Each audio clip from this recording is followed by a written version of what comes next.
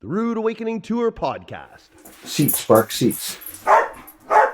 So, I'd like to welcome you to the Rude Awakening Tour podcast, brother. Mike, it's good to see you, brother. Likewise, eh? Good to see you. Been a while. Yeah. So, and here we are at another brother's place. Yes, Dave. Dave went And- through basic with me, and he went through battle school, actually. Yeah. Both of us were Friesenberg. Nice. Yeah. I was Gothic line, Oh. and then Korea. Was there another one? I'm not sure. Maybe. But yeah, so glad to have you here. And we, I got in not long after you, and then actually we both went to the Airborne Regiment together, and Yeah. so a lot of crossing paths again. Oh, yeah. So so whereabouts are you now? Oh, Or well, where are I'm you to now? I'm down in Calgary. Oh, okay. Left the military in about 2013, and started going into some other things, but I had some major obstacles in front of me. Yep. We'll probably get into that a little bit later on, but then I went into transloading for a bit, and then I kind of hit a wall. And that was in about 2018. I hit a wall, checked myself into the OSI because things were getting way too dark. Yep. Try to relieve my stress as best I possibly could. So, ended up selling a house in Edmonton, moved down to Calgary. Yep. Was renting in a house there for a bit, and things started getting tighter, and moved into an apartment, and things weren't just working out with me and the missus, and we looked at going our separate ways. So I'm still going through that right now. So Sorry to hear that. well, it happens, right? Yep. It happens to the best of us. Right now, it's just trying to get my life back together again and carry on, be there for my kids, and Nice. try to have a peaceful retirement. Yep. Max relax, right? Least amount of stress, take away all that, and enjoy your life. Right? Yeah, because it's been a long career. Yeah. I mean, I was. So how many years altogether? Well, it was 28 total. Yeah. And it's like I was in the uniform pretty well close to 13 years old. So, I was in RCSSC Fort Townsend and in Fort Pepperell. Yeah, so that's kind of bringing me to a question. Where are you originally from? Oh, well, I was born on the West Coast in a place called Curling. Yeah. And at the age of 8, my mom remarried. Yeah. And we moved across the island, and we were living into a small little fishing community called Pooch Cove, just northeast up in St. John's, and beautiful place to grow up, right? So all of Newfoundland. Yeah, all of Newfoundland, really. Yeah. So and Labrador, of course. Yeah. Yeah. Then I joined the 1st Royal Newfoundland Regiment in '85. Okay. And, I was doing the last bit of my schooling and stuff like that. And all I wanted to do was just be in the infantry. So when I was in the Royal Newfoundland Regiment, there was a certain captain that I kind of looked up to because he pretty well had his shit wired tight. Really good officer. I think his last name was Lewis, Captain Lewis. It was a long time ago. But as soon as I saw that he was a Patricia, I turned around and said, well, okay, where are the Patricias? After that, to the battle school in Weyne, right? Hit the battalion there in '87. Yep. In July. Was there for a bit, but I mean, at those times, it was just after the white paper, right? So a lot of all the cutbacks and everything in the military, even down to manpower. It was the battalions were looking pretty thin when it came to exercises. Was the white paper 88 or 90 or something like that? Early, I think it was back in mid '80s. I think it was one of those weird projects to hack and slash the military, right? And I think we're still recovering from that anyway, from my point of view. Yeah. But yeah, so first year on the ground, it was back-to-back courses. I mean, driver wheel, AVGP, your gunner, you know, uh, then in '88 ended up getting my basic para. Yep. And then it was back to the battalion there for a little bit after that, in a Bravo company. And then they sent me to the airborne And uh, in '90. I hopped a ride with you. Yep, you have to Hey. ride with me in '90. There was a whole bunch of us that kind of went into that right Yep. away. Yeah, it was quite a group that went from the first battalion, eh? Yeah, there was a Yeah. pretty good group Like that was come it from the me, battalion. you, Speed, Speed, Fabizoli, Obi, Fabizoli, Walsh, yeah, uh all good the guys, list goes all on, right? great Yeah, yeah. guys. Yeah. Yeah. So I was in Somalia from '92 to '93, and then I came back after that. Things weren't all that right after that. Um, got to see up quite a bit. So then I did Kosovo and then Bosnia after that, and then 2 tours of Afghanistan, and then, like I said, Dude, yeah. and So then 5 tours altogether? 5 tours altogether. Yeah, Huh. yeah, and it was a lot of work, Yeah. and And it can be hard on the family life, right? It can be hard oh, on your family, on your kids, oh right? yeah. I mean, first year of my marriage, good God, I was married. I was 21 when I got married, and I had 2 kids by the age of 23. I started really young, Yeah. right? Um, but I never shunned from my duty. Um, but it took me away from my family quite a bit because I mean, when we first showed up, all hell broke loose in the base because all kinds of weird things were happening. Farabee's Jeep got burned a couple of months before, and then there was different situations that were going on the base that base commander got sick of us. All I remember was, yeah, we're rigging up, we're going back out to the field again, right? Yeah. We did that for almost 9 months of the year. Yeah. It was just nothing, go, go, go, go, right? And about '92, I got switched over to the airborne headquarters in SIGs, and then I was working communications because they were scaling down the. Was that to go to Somalia, That or was was to go that to to the go to the Western. Western It Sahara? was Yeah. to go to the Western Sahara, Yeah. right? Or And was that in? Yeah. Yeah. That's right. so, yeah, and that's pretty well when the beginning of the when kind of situation started because I was front loading for the Western Sahara because I was a part of the headquarters group. We were going in relatively in the first. Did you start taking any medication for Western Sahara? Oh yeah,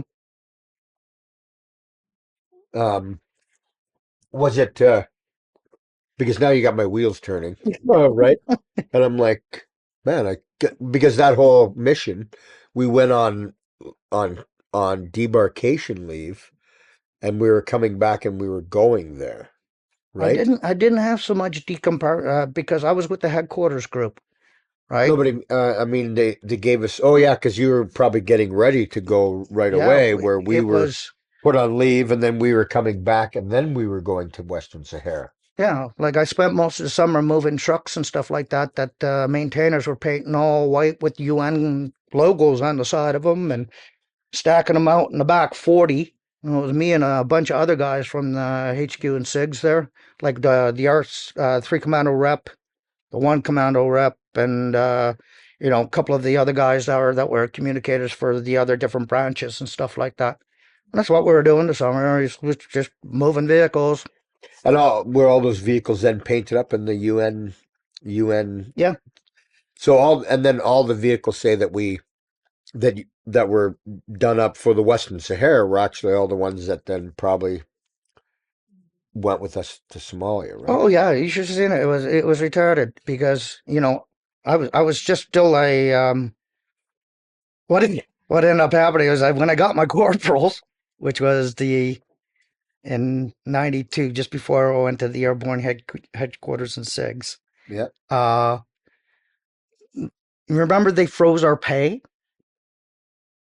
I remember something like that. Yeah. Yeah, they froze our pay, right? So I was just on the very bottom end of a corporal, right? And even with the jump pay, I just had enough money to turn around because I was going to go to the Western Sahara. They said it was going to be like 6 months, whenever. Yeah. And then I turned around. It's like the wife was getting stir crazy. So I said, yeah, just pack yourself up and the kids and they'll fly out to your mom's, right? Well, I just had enough money to fly her out to her mom's. So our boxers are on the pallet, everything's all fucking packed up, ready to go.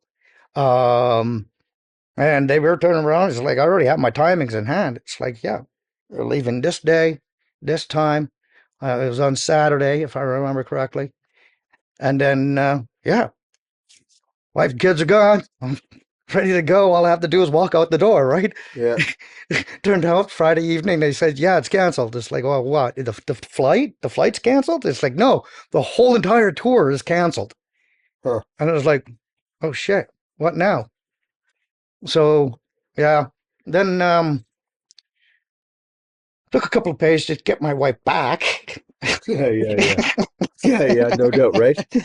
And it was not intentionally. Oh, yeah. It was not intentional. Okay, I was like I said, yeah. No, I can imagine, right? Because then you were going to be gone for 6 months anyways, right? And yeah, I didn't have to worry about it. When you're on a fine budget, you just can't. You just can't. Right? Yeah, I'll just get your flight back. Yeah. That's that's kind of. Yeah. Yeah. Thanks for the proverbial fuck up. Right? Yeah, it was pretty bad. And then, I mean, what was it? After Western Sahara, it was only a matter of, what, 2 months?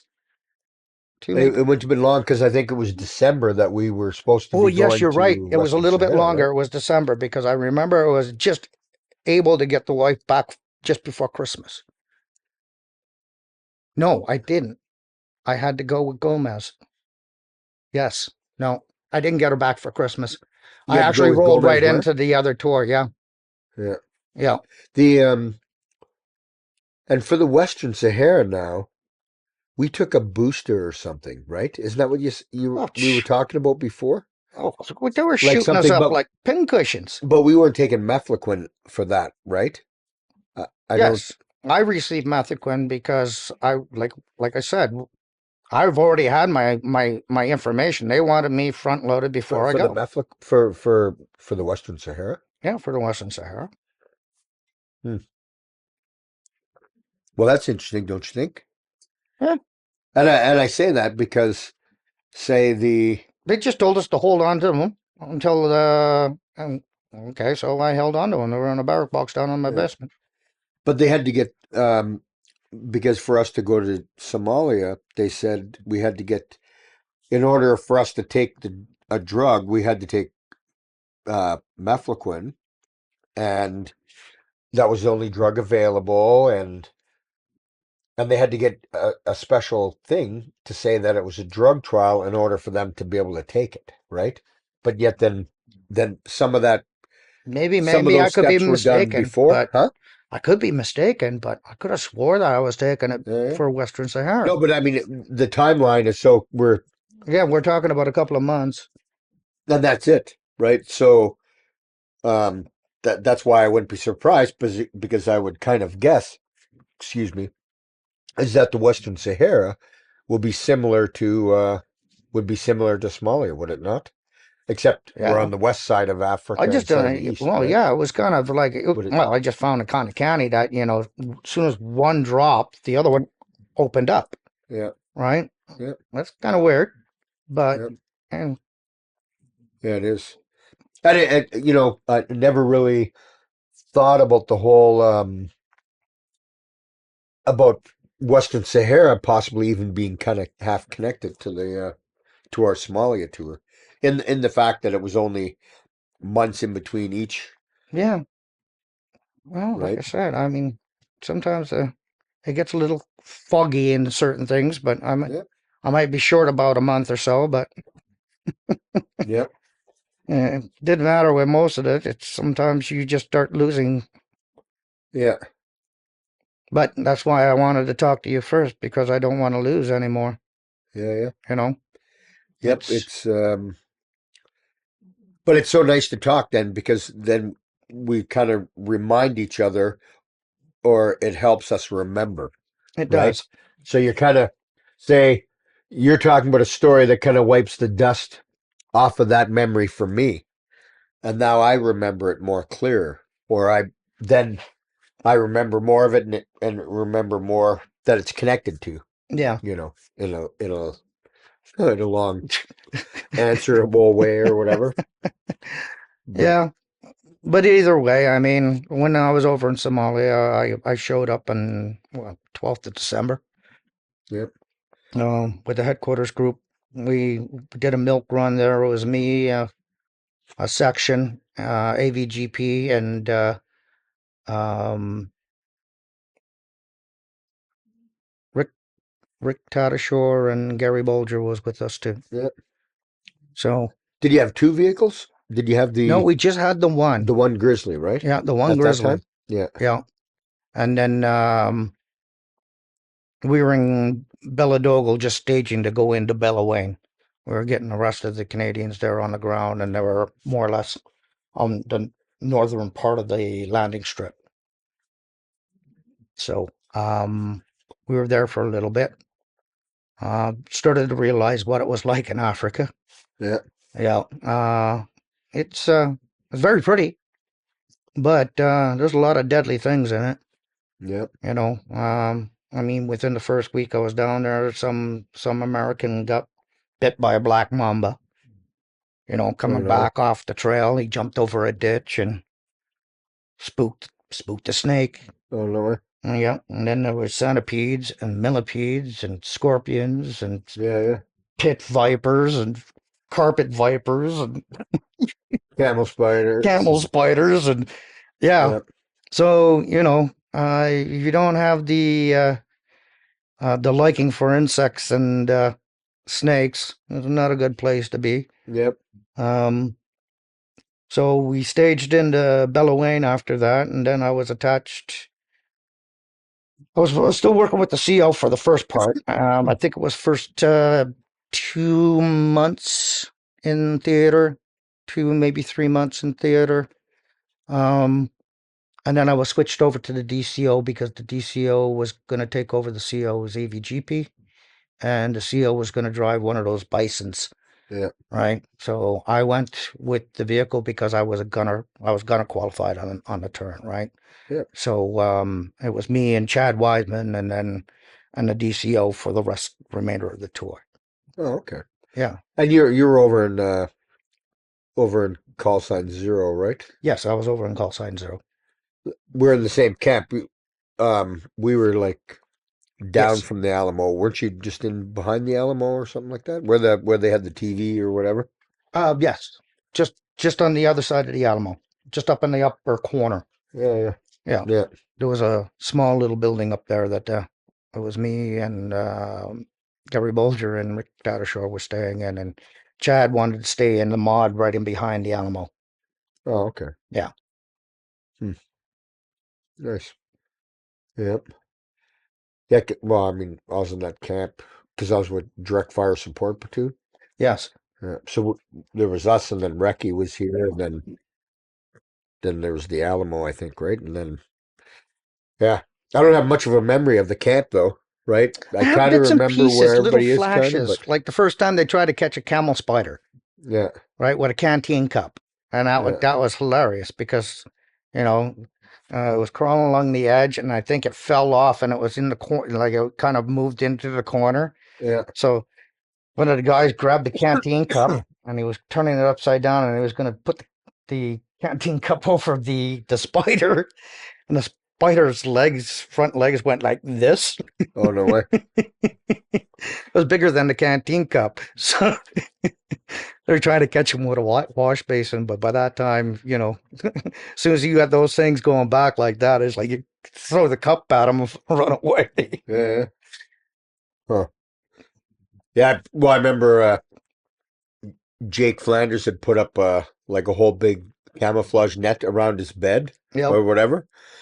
Looked all cool and right, but in in the night, then it was covered in camel spiders. Yeah. So in the morning, that was the first thing, boom, that came down, I think.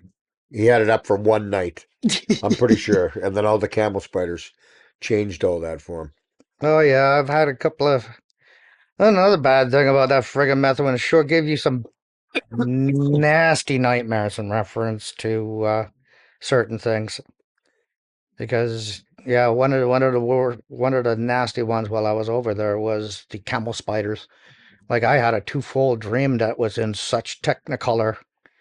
Oh, yeah? Oh yeah, I mean I can still vividly remember. It was like I was just like every morning I had the net over my my bunk. Oh, yeah? And I remember waking up and I'm looking up at the spider and it's like, oh shit, I hope the fuck you're on the outside of that net. And then next thing you know, it's not on the outside of the net and it just falls off and it's just coming for my face. And then I wake up again. Oh, no way. Yeah. I didn't like that. Used to happen quite a few times. Huh. For me, I never dreamt, so I never really remember anything. That So was one of the ones that fucking really spooked the shit out of me. yeah. Because So, I mean, for me, I never thought I didn't think it even affected me, right? Because everybody else were having these crazy dreams. oh really? Yeah. No, I had some pretty funky dreams. Yeah. Yeah, it was a common thing. I mean, got nobody to tell. Everybody's taking the same shit you are, Yeah. right? Yeah. Yeah. And, And you all know, you did was, yeah, you're told to fucking take this. Well, you're gonna have to take it. yeah. Right? An order's an order. Yeah. And you always kind of, in your mind, you're like, oh, this is from that. Oh, this is from that. Like, say, Yeah, man, I couldn't sleep there. It was 50 degrees. How do you go to sleep at night? So sleep from 2 in the morning till 6 in the morning. yeah, Or was it because I couldn't sleep because of the drug, right? yeah, But I mean, there was hardly sleeping, right? I think one time on the whole tour, once I slept until 9, I think, right? And then I couldn't breathe when I woke up. It was so hot, right? yeah, Which maybe also explains, getting up early. But I mean, never would sleep long. Would be up throughout the night and then shut down at 3 or something, right? yeah. Seemed like an average. Well, well, usually we used to do a lot of stuff at night too. Yeah, So, I mean, sometimes when you get sleep, you get sleep, right? yep, And then you'll find out that somebody's coming in and you'll have to transport them to this location or that location, or you have to pick up this or that, and you know, it has to be delivered specifically. It was one of the jobs at the DCO because DCO was pretty well the administration for the regiment. for the regiment in reference to the town of Belet, Yeah, right? I mean, there was so many different agencies like the ICRC and Save the Children, Oxfam. I mean, there was a lot of people there trying to turn around and make some difference to it, you know. yeah, And I mean, with us, that we're going to be required and switched from one role to another role because, by the end of the spear, we had engineers turn around and build wells, build schools. And some of those places are probably still there to this day, right? yeah, I mean, that was the one thing that really burned my ass. It was nobody looked at how much good that was actually done there because we were there, yeah, right? And it was just the unfortunate incident that was most likely beyond his control because of the effects of this mefloquine drug that, yeah, depending on the person or his chemical makeup, yeah, um, can make him do stuff like that without even batting an eyelash, yeah, right? It just happens. Or it could be the hallucination side of the factor. But I mean, like I said, with people's makeup and stuff like that, you just don't know. Yeah. And when we came back, it was even worse. But while I was there, I mean, shit, there were certain things that, I mean, you don't know what was going on at the time because you were so kind of focused on what you were doing Yeah. that you kind of reflect back on it and you try to understand why, but your medical records have no record of anything in reference to that matter, right? Like, I remember one time there, after getting up, I remember grabbed some breakfast. I was heading down to the headquarters tent where they have the O groups and stuff like that up on that big, huge flat plat. And then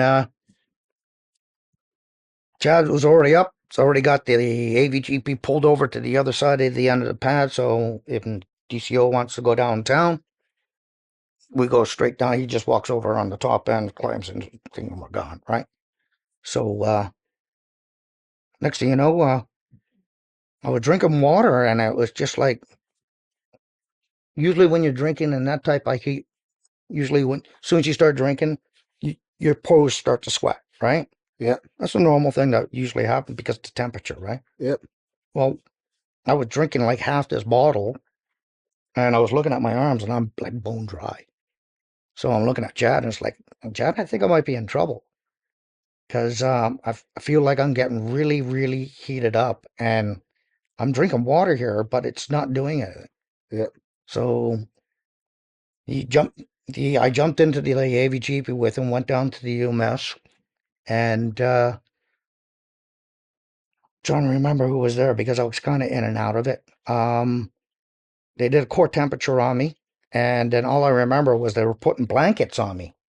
It's like, Jesus, I'm fucking burning up. You can't be putting blankets on me. And then all I feel is like jerry cans of cold water being dumped over the wool blankets. They were trying to soak me down. So did you get malaria? Is I that what don't know.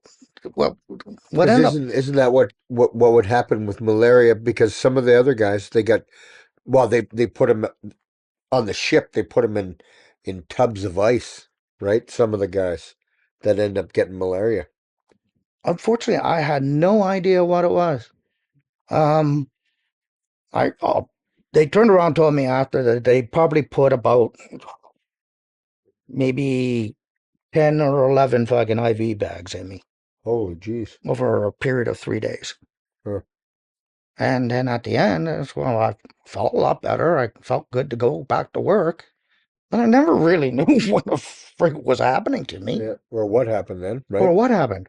Yeah. I never got an answer. Never got an answer for it, Yeah. right? I don't even think it's in my med docs. But I Yeah. know the medics that were there. Yeah. I just, there were medics there that turned around and remember doing this treatment to me, Yeah. right? So Huh. I think I can't remember who. It's like I said, I was so in and out of it. It wasn't even funny. Yeah. Do you know if anything like that similar happened to anybody else? Just out of curiosity.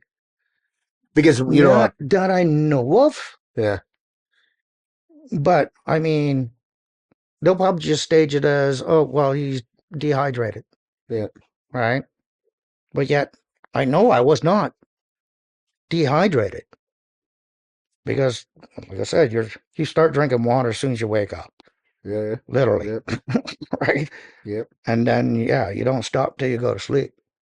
yeah. So, I mean, that wasn't a problem. So I just don't understand why I just like the thermostat just shut off. Yeah. Hmm. Wonder if that has, something to do with well, even say the brain stem can regulate things or stuff like that, Well, yeah, stuff like that to come like, be a question, say, to write down for Dr. Nevin. Just ask him if that's it's a plausible.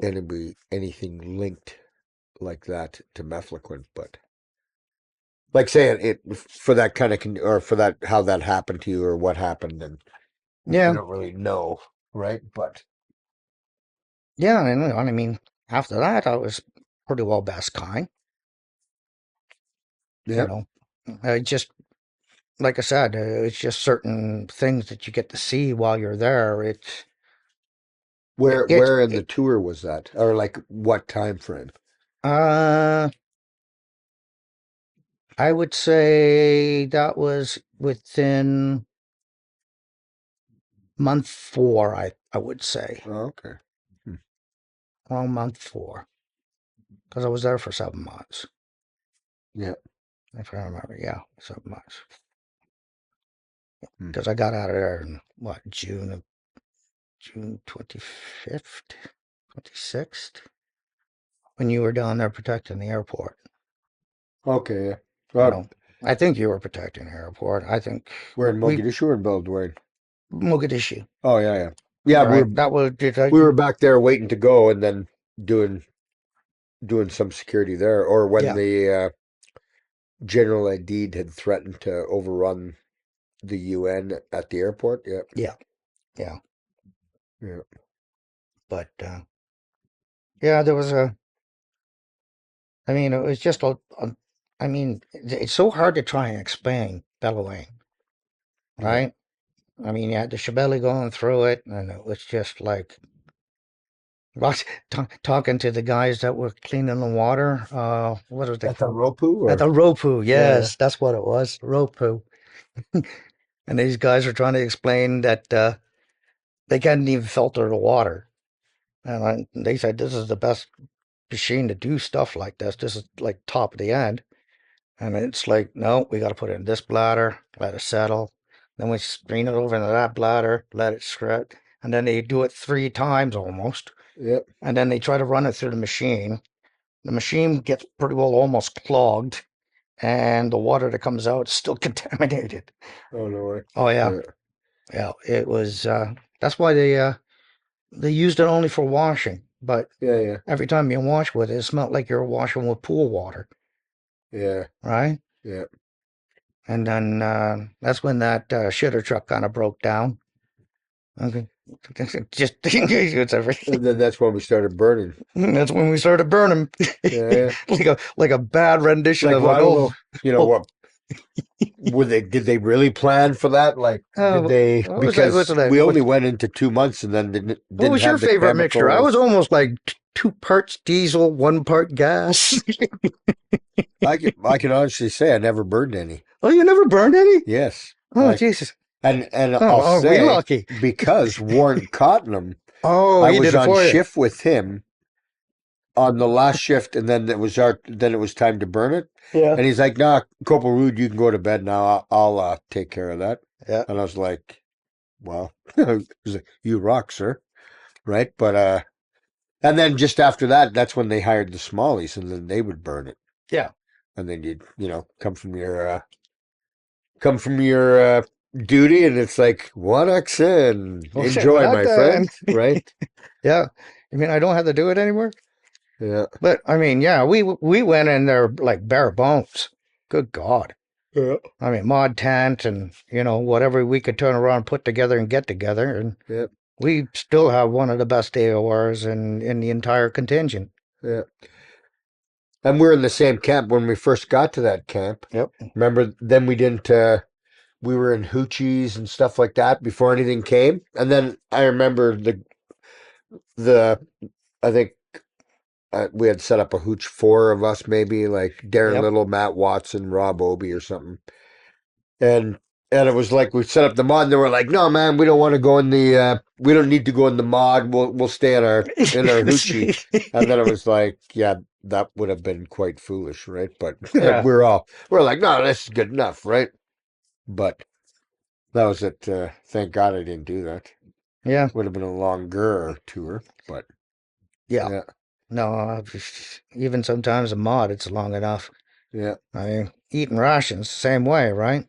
yeah, yeah, a long time. And that's why I say then the diarrhea that I had, I always linked that to the rations. I thought, well, geez, I'm eating rations for 7 months. Why wouldn't I? Why Right? wouldn't I, right? Yeah, Even when I got back, there was like the massive cramps that I used to have in my guts. yeah, I thought it was just going back on fresh food, yeah, right? yeah, But it wasn't. It yeah. didn't seem that way.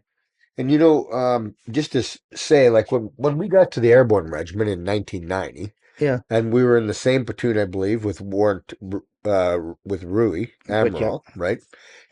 And that's where, like, I said we had talked about this the other day, or I'd said when we got there, we did a live fire, and then it was like we're standing there waiting for the warrant to clear us, or somebody to clear us, and the warrant's back there, and it's like, hey, warrant, you going to clear our weapons? And he's like, are they clear? Well, of course they are. What do you think? And then he's like, well, clear them. It was like, Yeah. oh, okay.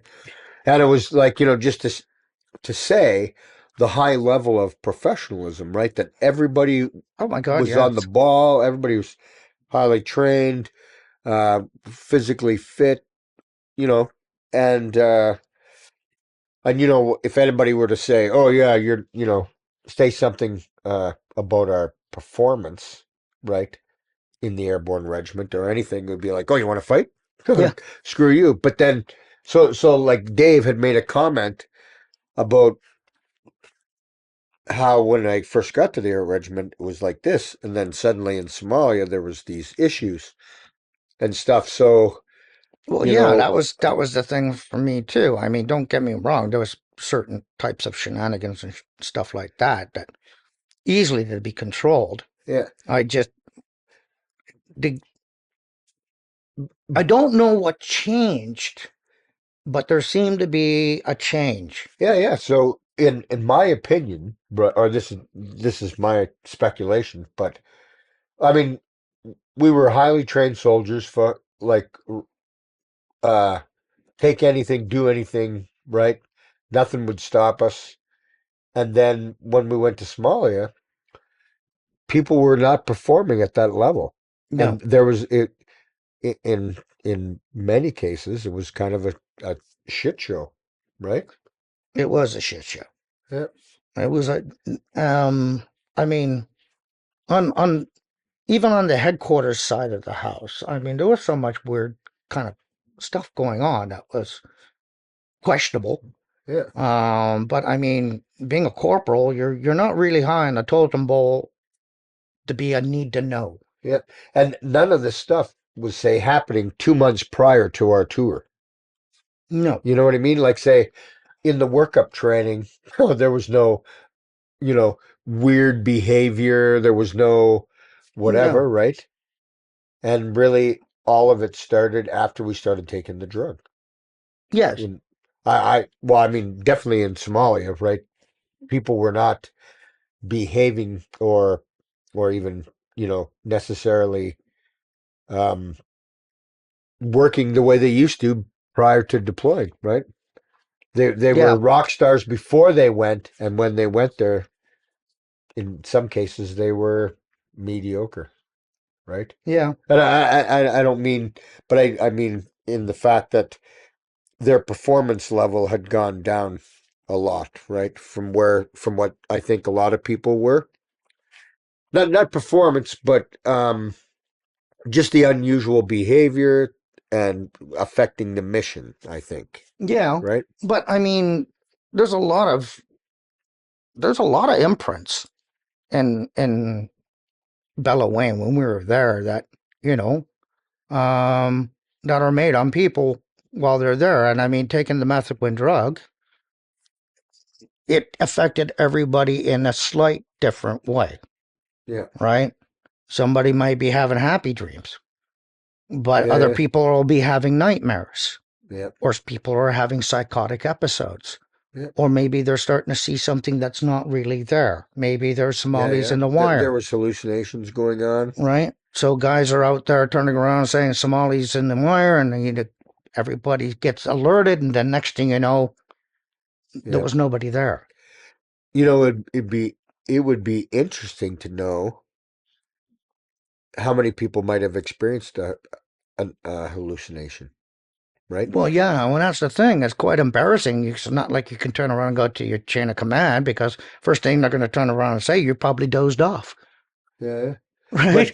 But all of it, right? All the hallucinations were right. Like one example was given of a hallucination now. may or may not be related to mefloquine, but seeing purple people, right? Hmm. And that was another military. It's in one of my episodes anyway. Sorry. Oh, yeah. Yeah. Oh, okay. I Yeah. wasn't aware. But I just mean, so some of the hallucinations, I mean, obviously it's not going to be there's like, maybe if you would, purple people, Hmm. or I see lights in that direction moving back and forth, Yeah. or actually seeing, like a demon type hallucination, which, so there's, It's all that weird trigger, right? yeah, It depends on what makes that trigger, I think. I mean, um, for me, seeing like every day the amount of graves on the outskirts of the village, yeah, right? People taking rocks off one grave to turn around and put on a fresh grave. yeah. That's Just like the something amount I of never people that. really. That's not something I even kind of noticed. Sad. Well, I mean, sadly, or maybe No, it wasn't good that sadly. It was just yeah, I don't think it was the noticed. the fact that they were doing it. It's just that you didn't feel anything for it. Yeah, yeah, yeah, You know, yep, we're that's where I'm trying to lead into. Your sense of empathy is just not there, yeah. right? No, But you do smell the death, right? And that's one thing it's kind of stinky off the northwest end of the Weyne, right? yeah. Especially whenever the wind's blowing, because yeah, that's all you smell. I mean, Oh yeah, you think yeah, that whole place was starving, yep. right? I mean, one girl that always used to give me a nightmare too was I saw this Somali girl, and she must have been about maybe 19 years old, and I could still like her face was so vivid in my brain, man. Um, we were doing pots and tarps, and cooking utensils from a station that they set up just outside the town for a new influx of refugees coming towards the town of Belet, Oh, okay. because that's where all the aid agencies were. So um, we were just doing, me and Chad were just doing security, right? Just to make sure nothing gets stupid. And I was watching this kid off in the distance there, and there was a tree, and there was a bunch of kids around this tree, and it looked like they were throwing rocks at something. I was kind of curious, so I took a walk over. So all these little kids were throwing rocks at this like 19-year-old girl beside the tree. So I scared them away.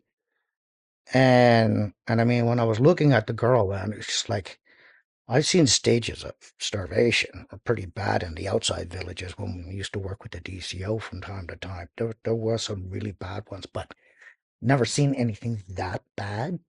Yeah, And, it, the fact that you can't do anything about it, yeah, that's the one thing that, kind of always stuck in my mind. yeah, Um, and it always makes you turn around and try to figure out, it's like, what can I do? What can I do? What can I do? yeah, So, I mean, it rang true with the guy that was in charge of the ICRC, uh, that was working in that station. yeah, He turned around and was like, you might as well just leave her. yeah, Because, unfortunately, she may have a day to live, and there's nothing in the world you can do. We don't have anything here in the world to yeah, bring her back. So, yeah. you know, carry on. Did you ever see her again? No, I never saw her again. Right. No, she's probably a. No, I don't look. I don't think she even had a day. Yeah, We were thinking of giving her rations. It's like, no, no, no. That would probably fuck her up even more. yeah, And then, when we left the water, that was the best we could turn around and leave for. mm, And, like I said, it was, doesn't matter. As soon as we leave, somebody will probably beat her up and steal the water anyway, right? That's just the way it was. It was dog eat dog there, Yep. right? There's no. You get to a point where you're sitting in total chaos, and the value of life is It was just very not there. low there. It's Yep. very low, Yep. right?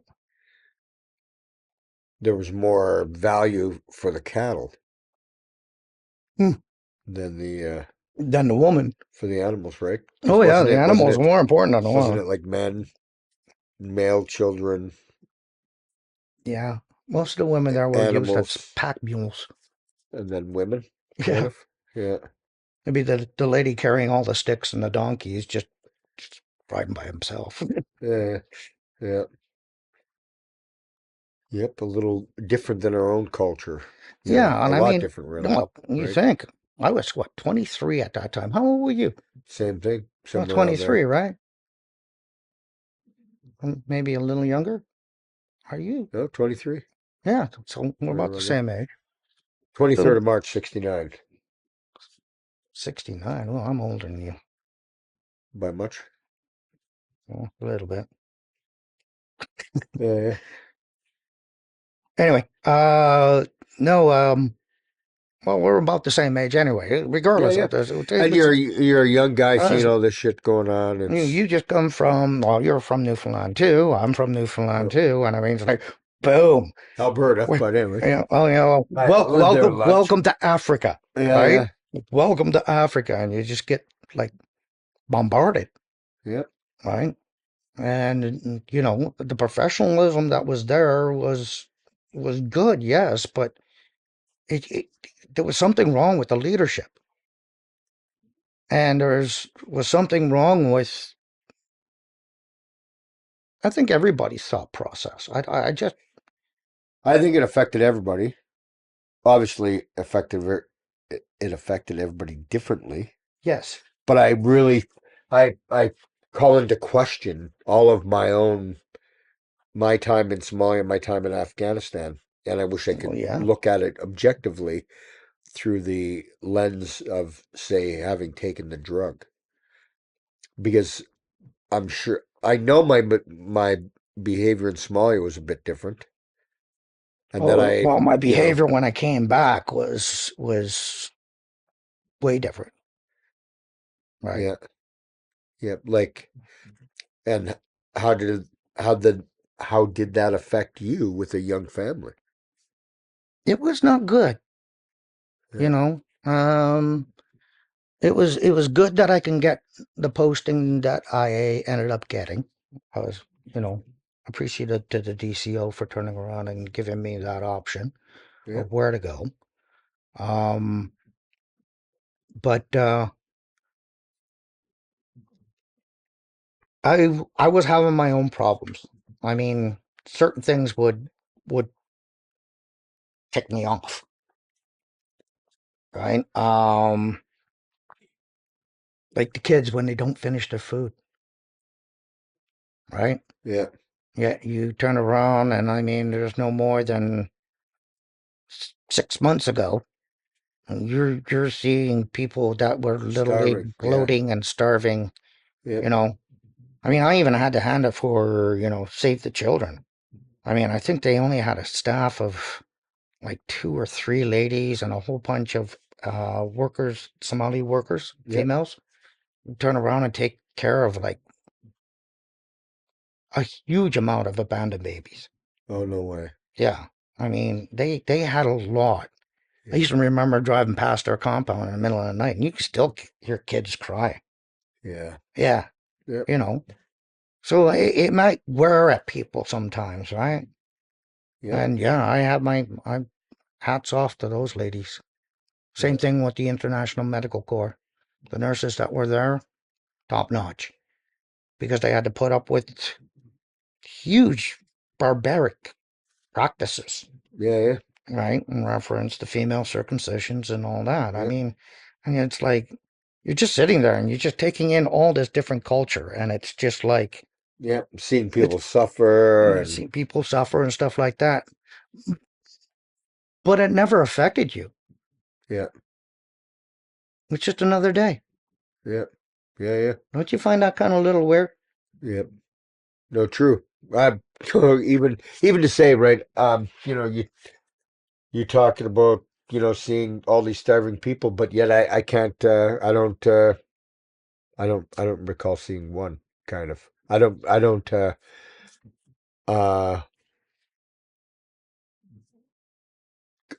I don't know, man. It's almost like I was separated from Yeah, the whole you didn't look at situation that. and didn't even pay attention, didn't care, Yeah, and didn't just did my thing. exactly. Right? It's yeah, just weird. Although like I mean, don't get me wrong. I could paint some like vivid pictures of yeah, when I was in Somalia over the things that I saw, yeah, right? But there were just like stupid things that, like afterwards, like the kids not finishing the food. Um, I became very hyper vigilant. yeah, Um, I would have nightmares in reference to that one 19-year-old. I don't know because it would yeah, change up every once in a while. yeah, It's either, you know, just her face, you know, yeah, or like a rewind of that entire fucking situation, yeah, right? Um, I don't know if she's there to get an emotional response from me. She's just there. And yeah, sometimes it haunts me. yeah, And don't get me wrong, when I broke down in 2018, I was so stressed out, it was not even funny, man. I yeah, hit a wall hard, yeah, yeah. right? And everything was crumbling around my ears. And I just checked in. And yeah, Then you had to pick up all the pieces. well, yeah, I, got it all into the box and somewhat into the closet. Yeah, I mean, but um, it's a process. yeah, Right now, it's what I'm going on 6 years now, maybe 5 years, something like that. yeah, So, I mean, even now, I tried to turn around and go on my own for a little bit, but I'm gonna have to go back to the USA again, right? So I'm not quite there yet. Um, but getting back to the mefloquine side of the house, I think it just never left. I found, even through the years, I think it would be good to consider that it's been an accumulative thing. Because looking at my last part of my military career, I mean,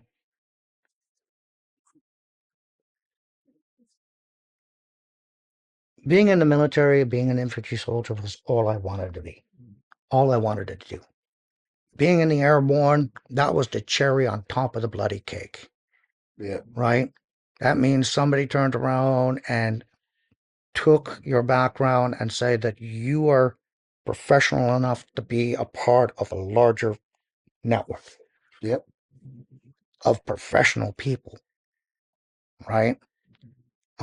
And you only do it on your own merit, nobody else's, yep. right? And Because you had to be able to do the job when you got there. Because yeah, if you didn't, you got sent home, exactly. right? Because people did get sent Oh, back. there was people that got sent back. Yeah, yeah, Toot sweet, yeah, right? And if you didn't meet the grade, you don't belong here. yeah, And after I got back from Somalia, and then all this, like even the trip back from Somalia was a freaking nightmare. Because did you go into uplands? yep. You got We bust landed there in the middle of the night and then and you got got on a bust bus out. and went Yeah. back to So I was a part of that Petawawa. bus crew Got to too. Petawawa at 2 in the morning or whatever the. Yep. Yeah, yeah. Yeah, with the excuse that, we couldn't fly you into Pearson, not Pearson International, wasn't it, at that time? Nor into the Ottawa Or International. the Ottawa Yep. International Airport. That they were saying there were so many protesters that they wanted to keep it quiet. Yeah, yeah. So we Bring got, us in under in shame, yeah, right? When it was them that did it to us, well, that's the right? thing, right? Yeah, Wives weren't allowed to go out with their husband's colors on. You're not allowed to go onto the you can't go from point A to point B in uniform, Yep. right? I remember even after I got to Calgary, it was even that bad in Calgary, where Right. it's like, no, you can't wear your uniform off base. You must change into civilian clothes, and then you can go do your banking at your Yeah. lunchtime, Yeah. right? Stupid stuff like that, Yeah. Yeah. right? Yep. Because it was a massive witch hunt, Yeah. and you know what? That went on for years, a few years. We right? didn't deserve that, No. right? No. I mean, we didn't have any debriefing or anything. We got bomb burst. We were Yeah. tossed to four winds. Yeah. And they weren't. It seems more. They were looking for a reason to disband the Airborne Regiment, and for some stupid reason, they got their reason. Yeah. Or it was just something to turn around and say something happened that was wrong, and we got to cover it up. Well, it did give them an excuse. They used a few other things, right? But I mean, in the end, they're the ones that gave us a drug that wasn't that was experimental, that caused issues, that caused soldiers to act the way they acted. They're at fault, not the Airborne Regiment. Exactly. Yeah. Right? They who gave us the drug They who gave us the drug. is responsible, You know. right? They who made the drug is responsible. But our government giving it to us illegally at the time, under the guise of a drug trial. Oh yeah. But I mean, part of a drug trial, you're supposed to sign a waiver, which we didn't sign. So No, we didn't sign anything. We got nothing. I mean, we got pincushioned at the beginning of Somalia anyway, right? Jeez, I remember those hemoglobin shots in the freaking keister. See, I don't. That's the booster ones you were talking about, right? Oh Did yeah, we the talk booster about the ones. hemoglobin or whatever? I got a couple of ones on the arm for like typhoid and stuff like that, and then yellow fever, and then there was like that weird one in the keister. And oh, gee. Hey, I never had a weird one in the keister. No, I'm just kidding. Well, you got an extra shot. This No. wasn't a needle of. Yeah, They said yeah. it was some type of hemoglobin thing. Yeah, So yeah. No, that was the booster one, right? That yeah, they talked I think about. that was Yeah, a booster one. yeah. It would be interesting to know what it was exactly, Yeah. and how does that react with mefloquine when we took it down the road, Yeah. right? But who knows if we'll, find an answer on that one. But Well, it was kind of funny. They didn't mind fucking shooting us up with a lot of stuff, but they didn't really keep good records when they started doing tags. Right? It's kind of not like it is now today. Back then, it was just like out the door, right? Yeah. So, yeah, I'd be kind of curious. I would have to turn around and take a look into my little records. Yeah, if you got 'em. Yeah. I had my thing all printed out, but I dropped that off with the lawyers. Oh yeah, Gave my big medical file or whatever. I had my original one. Yeah. The yellow one, and Yeah, then the blue one after that. But okay, yeah, I remember the blue one too. and anything after that, I would have to probably look through files to try and see if I can find it. Yeah. But yeah. Yeah, for sure. But they never. Why didn't they record the mefloquine pills on our docs? Well, it was like we had a little bit of a talk if before. you don't have a record of it, then you can't talk about it. Well, yeah, Maybe. because I mean, shit, back in those days, like if you had a bad back or sore back, that they had no problems with giving you here Motrin 500. Here you go. I'll just write it in your book, and that's what's in your book, right? Yeah. Issued Motrin 500 to Corporal Bloggins, and that was that. Yeah. So why didn't they do the same thing for the drug they gave us to go over to Somalia? Yeah. That's kind of weird. Yep. And then why didn't they turn around and put anything? Because it was after Somalia, somebody had this post that the medics had their environmental impact. That's not what do you call it? It's the sheet that turns around and says you were in this type of environment and Okay. under Yeah. these. Yeah. But The I can't. medics had them. Yeah. Yeah, The CF-98, is that what it no, is? No, it's not so something much. else. It goes with a CF-98 Yeah. actually, because if anything corroborates one thing is the fact that you are in this type of environment under these type of conditions, right? Yeah. Nobody else got that, Yeah. right? To tell you the Right. truth, most of the files, with the exception of my UER, doesn't have a lot of records of the Airborne Regiment, Yeah. which is kind of weird. Yeah. Yeah. Well, we don't want, that they probably all went missing when they went looking for the Somalia files, right? Oh, no, And there was no. the great shredding There was of the great document shedding during. before. I mean, Yeah, yeah, that kind of happened in the middle of the night there after Sinead's Run. yeah.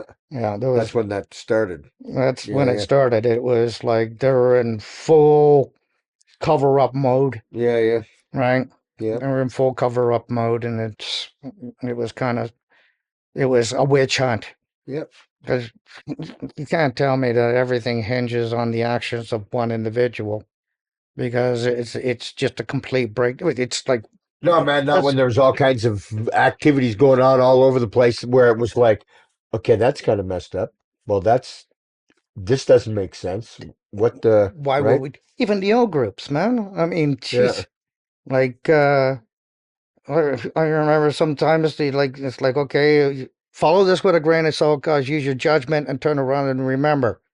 Right? There's two things that you got to remember. It's easier to be tried by 12 than carried by 6.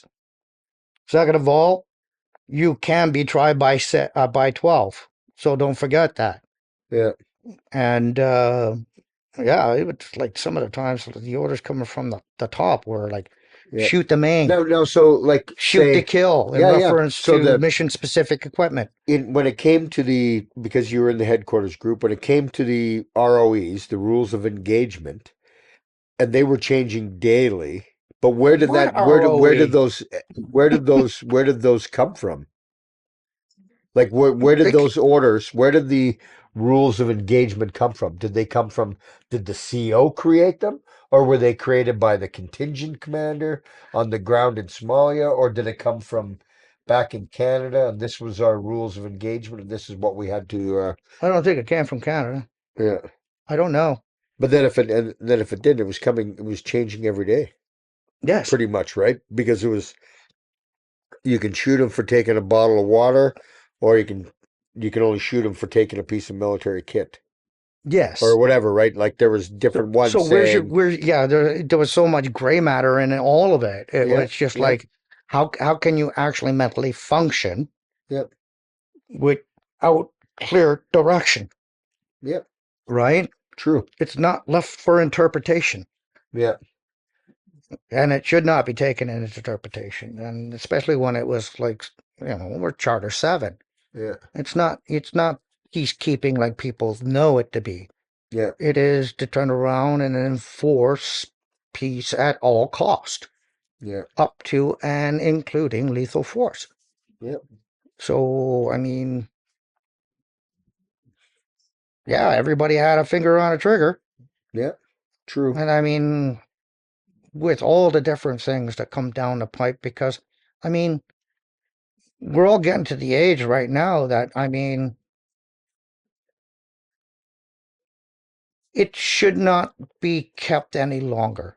It yeah, needs to come out. yeah.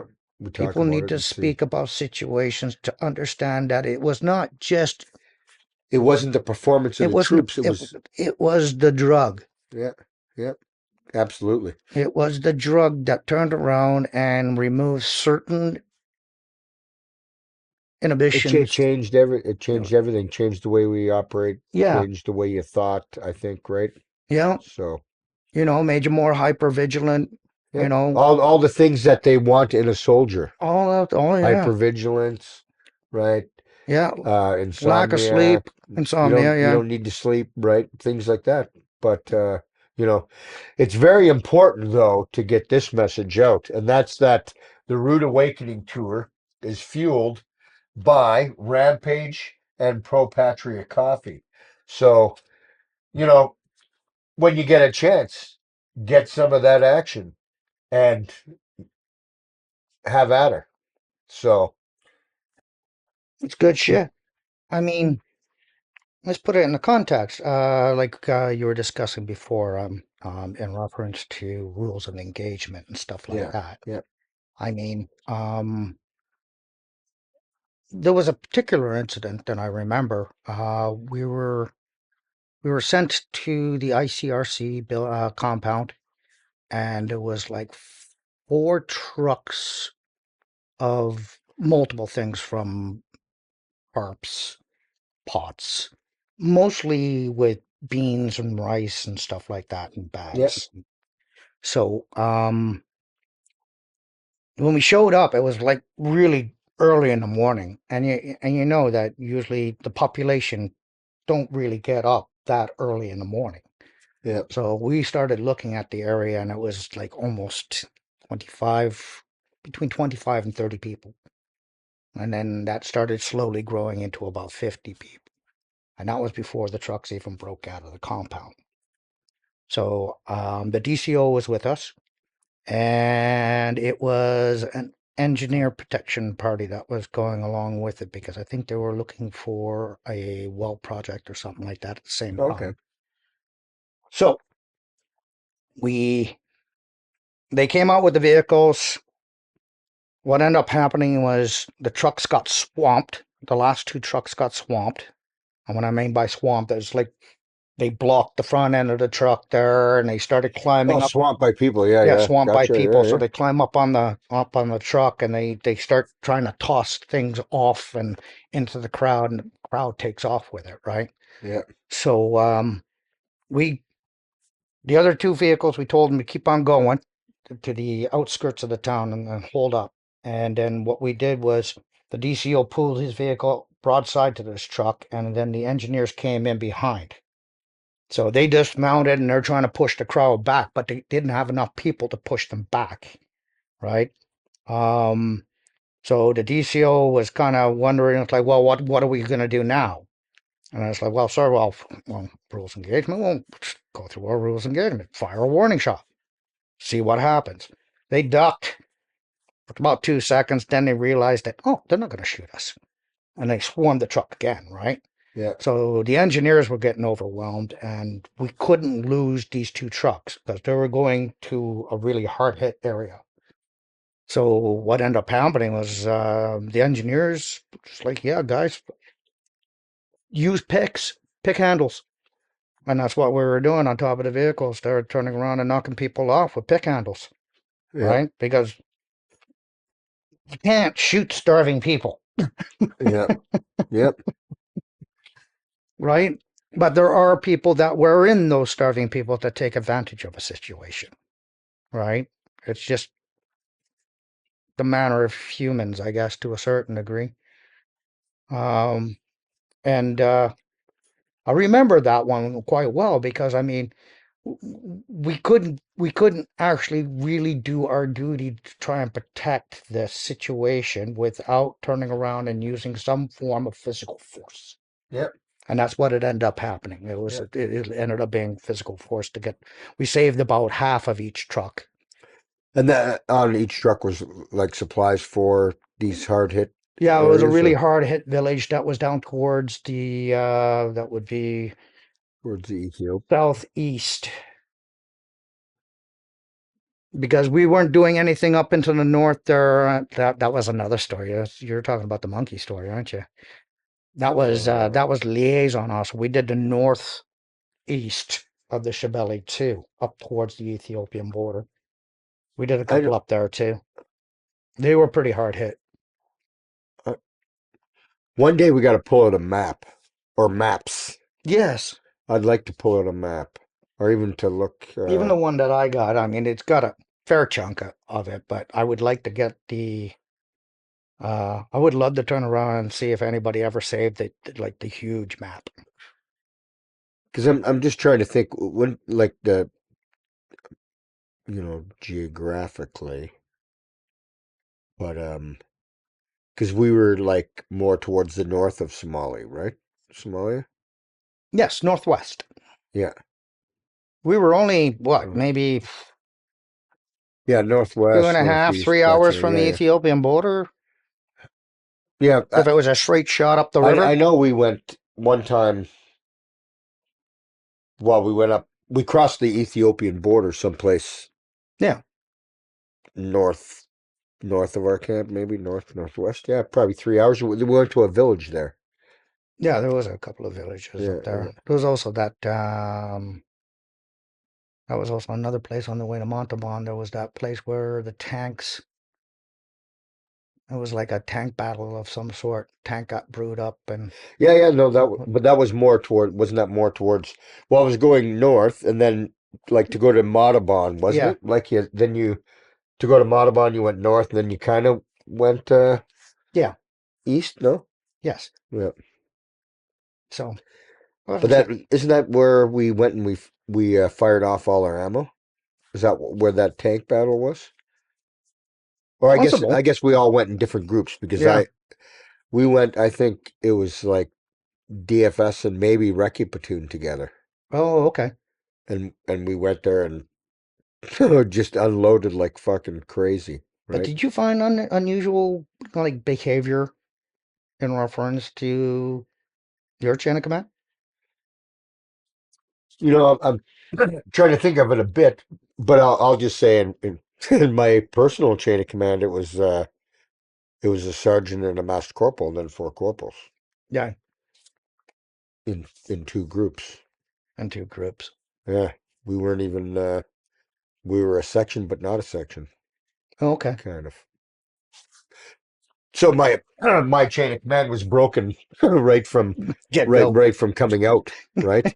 But I mean, you know, whatever. Like, because we're all around together, anyways. Like the warrant was in the tent next to us, I think, and then I can't remember where the platoon commander was, but Okay.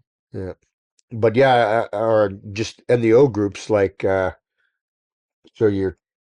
I found those odd, Oh yeah. right? Well, even the order. I mean, Gary Bolger used to come over to give us our old group, and he'd be coming over and shaking his fucking head every time. It was like the fucking wing nuts, right? And they'd be going off Yeah, and yeah, they something. And it didn't, was like, and okay, a you're not lot of it allowed to didn't do make this, much this, sense. and Yeah, this. yeah, And I was like, what the fuck, you know? yeah, Um, I mean, after RSM 13 had his jump smop fucking stolen, yeah, it was literally shoot to kill. yeah, yeah, It was, yeah, he was not happy. yeah.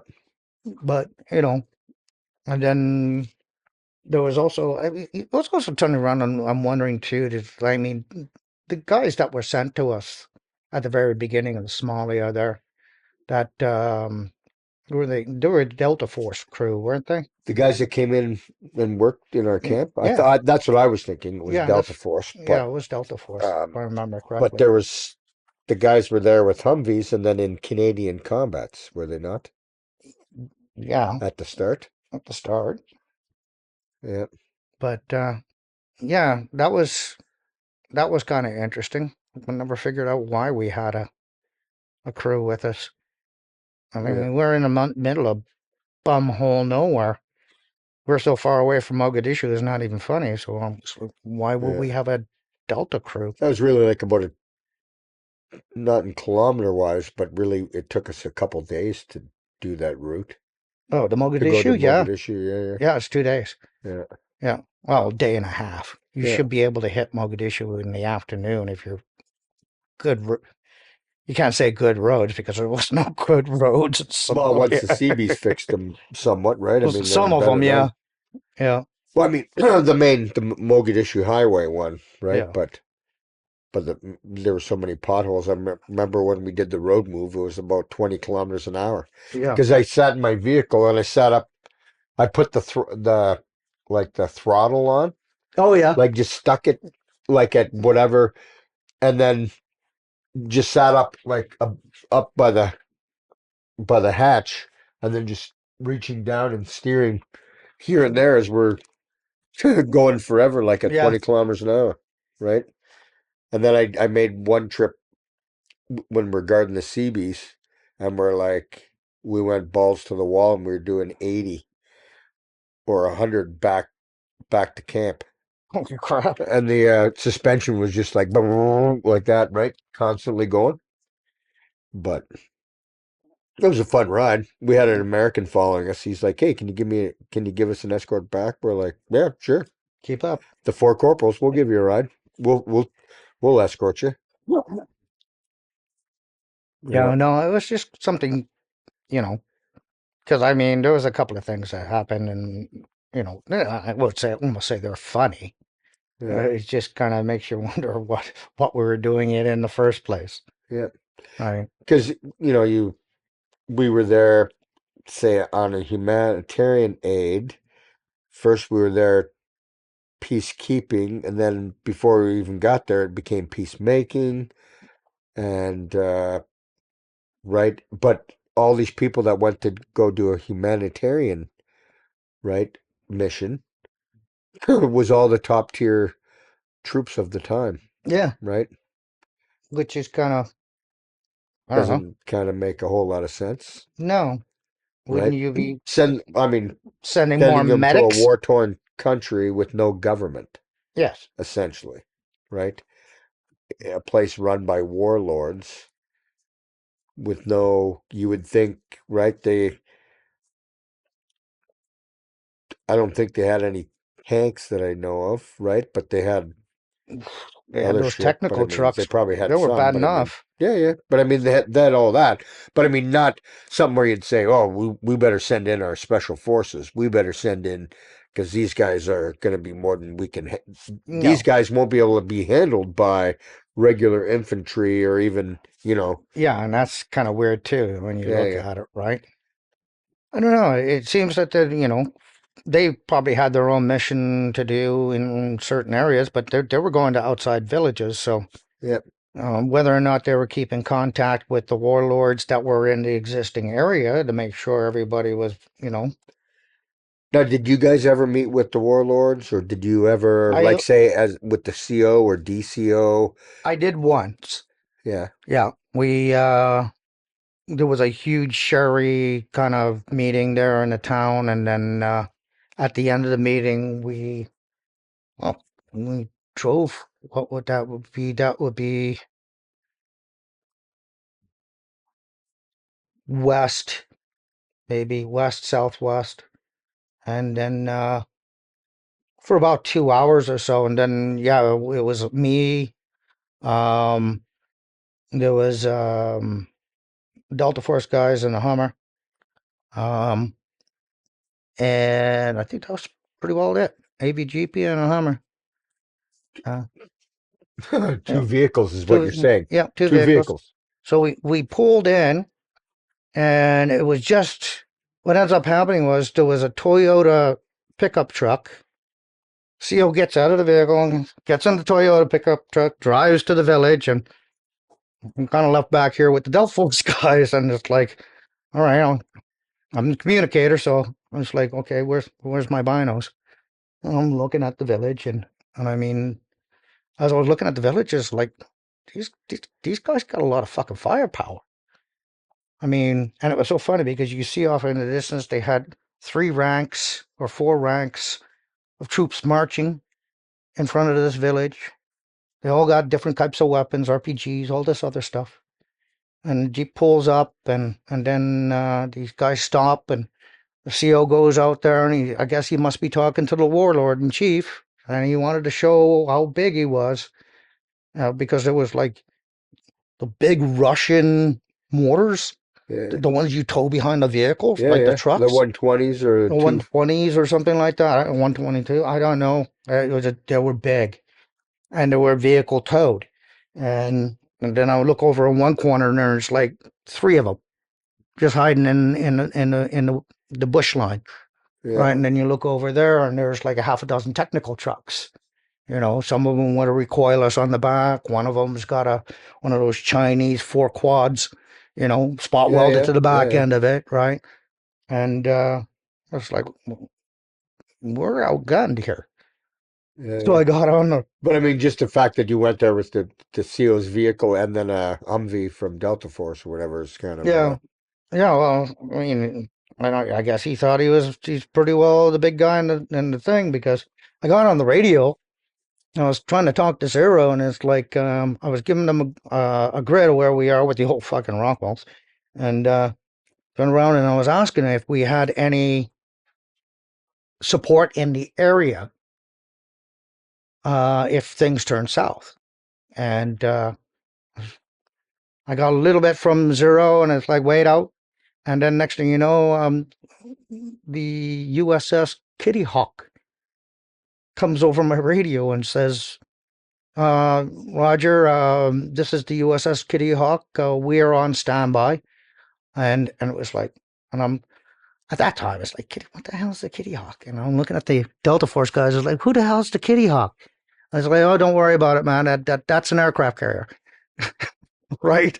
yeah. So, yeah, it was really odd why we were there in the first place, because usually 3/4 of the time it's usually you're not allowed to have this stuff. You're in our backyard. It's time to come to us, right? Yeah. But as far as I know, he came back. He got in the truck and the AVGP and drove back to camp. Didn't say anything. Hmm. You know, it was really kind of odd. The CO didn't say anything, so No, didn't say anything. got back in the vehicle and you guys Okay. left. And Never he just talked got about a like, thing. no, didn't say a word to us in reference to what was going on. Hmm. Yeah, you know, at least he would have said, like, you know, this is what we're doing. There was no contingency plan. He just got out of the vehicle and got in the Toyota truck and drove away.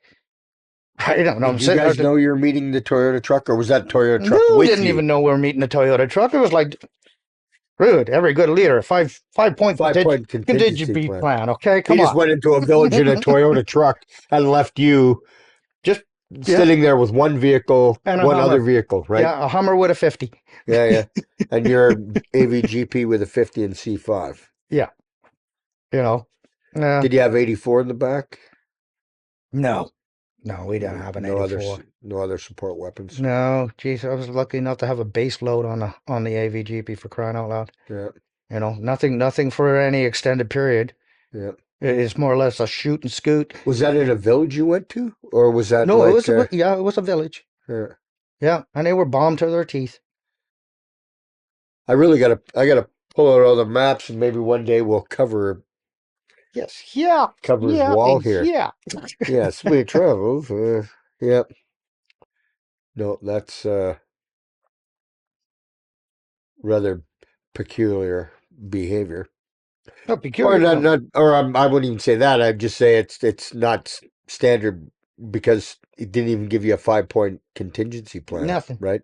Well, You you would kind do of that figured anywhere, right? With the Army, that's all we do. I like you know, even the RSM, you know, they didn't even say anything to us, and it was just, oh God. It's like, in the event that I get blown up, Yeah. you need to do this, Yes. right? Not even that. Yep. I don't even think the Delta Because guy. you go into a village, so if you heard firing, if shit went down, there was no instructions for you to A, come get him, extract him, or B, yourself to take off and get the fuck out, right? Yeah. Yeah, yeah. And So- the Delta Force guys didn't go. It was just the CO? No, Delta Force, they were told to stay behind. And it was just the CO? Just to see on RSM. And then you're talking, then next minute you're, so when you talk to call sign 0 and you were asking about if anything went down, you need trouble, then that's when the Kitty Hawk That's when the Kitty Hawk turned around and piped in on my frequency. Turned around and said they're monitoring. I was like, okay. Yeah. And then I had to ask the Delta Force guys, who the hell is the Kitty Hawk? And they turned around and said, don't worry about it, man. That's an aircraft carrier. That's an aircraft carrier, man. And that we got firepower. You got firepower, right? Yeah. So they had them in Talons. I think they call them Talons. Talon 1, Talon 2. It's yeah, Air Force wingy stuff. Yeah. Anyway. Yeah. Huh. That would be kind of like, you know, if you want or if you would. It's kind of a something to smoke a cigar over and say, yeah, I got a hold of the USS Kitty Hawk from Beledweyne, Somalia, or Yeah, whatever, in the middle. whatever Yeah, village you were in the middle of the desert. and I'm talking to an aircraft carrier, yeah, and from right? what I remember correctly, they were up on the Horn of Africa. So Yeah, so they were uh, off of Djibouti or whatever, that's a right? good atmospheric skip, I tell you. Yeah, Or yeah, somebody's got a satellite in the air. yep. No, that's pretty cool. And just another, or more appropriately, like a feather in the hat, right? Oh yeah, I got a hold Yeah, of an aircraft carrier when I was in the middle of the desert, right? yeah, I was Yeah, quite surprised. It kind of shocked me because I was thinking, geez, that's a fair chunk of distance, and I'm just doing it with an old 515 on a power tray, with the extended antennas. That's it, yeah, you know. And hmm, you know what the AVGP is like for radio comms. yeah, Sometimes good, sometimes bad. yeah. But yeah, no, I just found it was Did you really guys have any? peculiar actions, right? Did you have an RRB that you went through at all somewhere?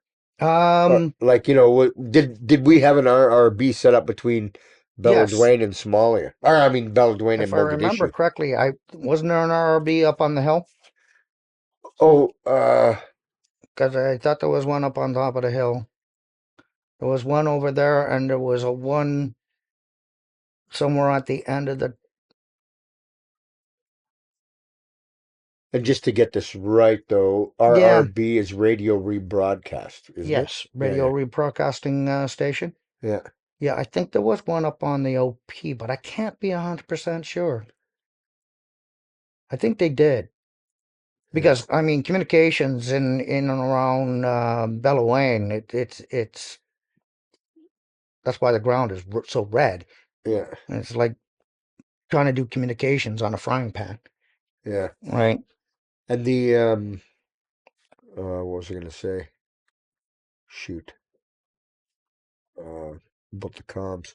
Oh yeah, and then the RRB. So the RRB would give you that extra range That to extra push range. your signal out past Yeah, that's possible. your own range, right? So yeah, weren't they like set up like 10 or like set up just slightly off of the frequency you were operating on or something in order to push it or something? I can't remember. Ah, geez, that's a while. Yeah, yeah. I couldn't honestly Yeah, think. I'm just because we did an RRB once in Bosnia, myself and Mike McCoy and Dennis Eason, I think, was an RRB. It's most likely And you possible. just I when mean, you're it doing being the RRB, you just offset by flick it, you set the channels, and then that's it. That just you're just there. The comes in signal's on one going and through and then going yeah, out your end or whatever, right? yeah. Yeah, yeah, yeah, yeah. Different. You just think even moving across the desert, all we had was the pluggers, right? The GPS that only gave a With a grid, Rockwell. that only gave a grid, Uh, and then to use in conjunction with a Soviet map. I think what weren't they yes, Soviet? yeah. The 1970 some, seven, weren't they? 1979, 72, 72. Yep. 73s. Yeah. Yeah, So then we're yeah, using dated maps, Russian dated maps yes, for Somalia pluggers. That's just giving you a 6-figure grid or 10-figure, 12-figure grid reference. But on some ways, I think there was a lot of unusual behavior, but still, like to navigate across the desert using the plugger oh and the yeah, Ex 1973 Soviet era map for for that area, that still took a lot of skill. skill, right? I mean, say even though my section commander and 2IC, I think, were affected by the mefloquine, like we were all over the desert. We weren't following road signs. It was like following a set of tracks in the sand Yeah, to the next point and whatever all over. But so that the motor skills on that seemed to work yes. somewhat, right? Yeah, Well, yeah, and it carried on into Afghanistan. I was a lab yeah, sergeant there, man. I was just like, yeah, yeah. We're I had a navigating all over, right? box of maps Yeah, because it was just too much to turn around and put it all on one map. Yep. Right? Yep. Yep. The was there any other odd things that went Oh, on between yeah. you and this, whether the CO or DCO then at that time? Liaison officers was kind of different. We had this one special guy. Oh, he was from one commando. Very, I don't know, arrogant. So we got lent out to him, and he was supposed to take food convoy. I think there was about 4 trucks or 5 trucks northwest of the Shibeli River, or northeast of the Shibeli River. Sorry. So we were out. Well, 3/4 of the day. We started early in the morning. I mean, we only started getting towards the last part of the villages, probably about 2 in the afternoon. Not too much resistance from the villages. That most of them took what they were given. Yep. It's just the last village that we were at. There was a lot of back and forth saying that it's not enough and all this other stuff. And it's like, you're still on the register. Take what you got. Don't send us Yep. away, because if you send us away, we don't come back. Yep. Right. So, once that got done, we were going to go. He stopped us at the last moment, and then we offloaded trucks. So the trucks were all emptied. And then this officer turned around and said, yeah. He was talking to the trucks, and then next thing you know, the truck drivers are getting in their trucks and they're driving away. And I was like, okay, what the hell's going on here? So the French officer comes back, and I was like, are we, where are we going? And it's like, well, if I wanted you to know, I'll fucking tell you. And I was like, okay. So, next thing you know, he told Chad, the driver, it's like, we're heading north. Okay, Chad's like, okay, whatever. Right, start driving north. So we're all driving along the Shibeli River on the northeast side. But we were gone for about an hour or so. And I was, looking at this goat herder there by the river, and, he's there with these goats, and he's waving his hands at us, and we're waving at him, and we keep on driving. So we'll get a little bit further up. And we noticed that there was a big, huge, round fence, and it had a road going through the middle of it. And we're kind of figuring it must be the goat herders, the kid there night. They probably put the goats in that pen, and that's where they stay safe in the middle of the night. Yep. So we drove through it, and we kept on going north there about for another 15, 20 minutes. And then he turns around and tells us to stop. You can turn around now and head back. So it's like, went on the intercom with Chad and say, mark this position there, Chad. Because he was going to mark it on the Rockwell. So fair enough. We turn around, and we're heading back. And we just got inside that compound. And then the officer's like, stop the vehicle. Okay, I'll stop the vehicle. And he's like, what are we doing, sir? It's like, well, if I need you to know, I'll tell you. So he started getting out of his cupola on the AVGP, and he climbs down. And I'm trying to figure out what he was doing. And it's like, there's this little monkey, cute little monkey. He's only about this big, right? He was there and maybe about 50 meters away from the AVGP. So I'm up in the turret, and I can see over the fence.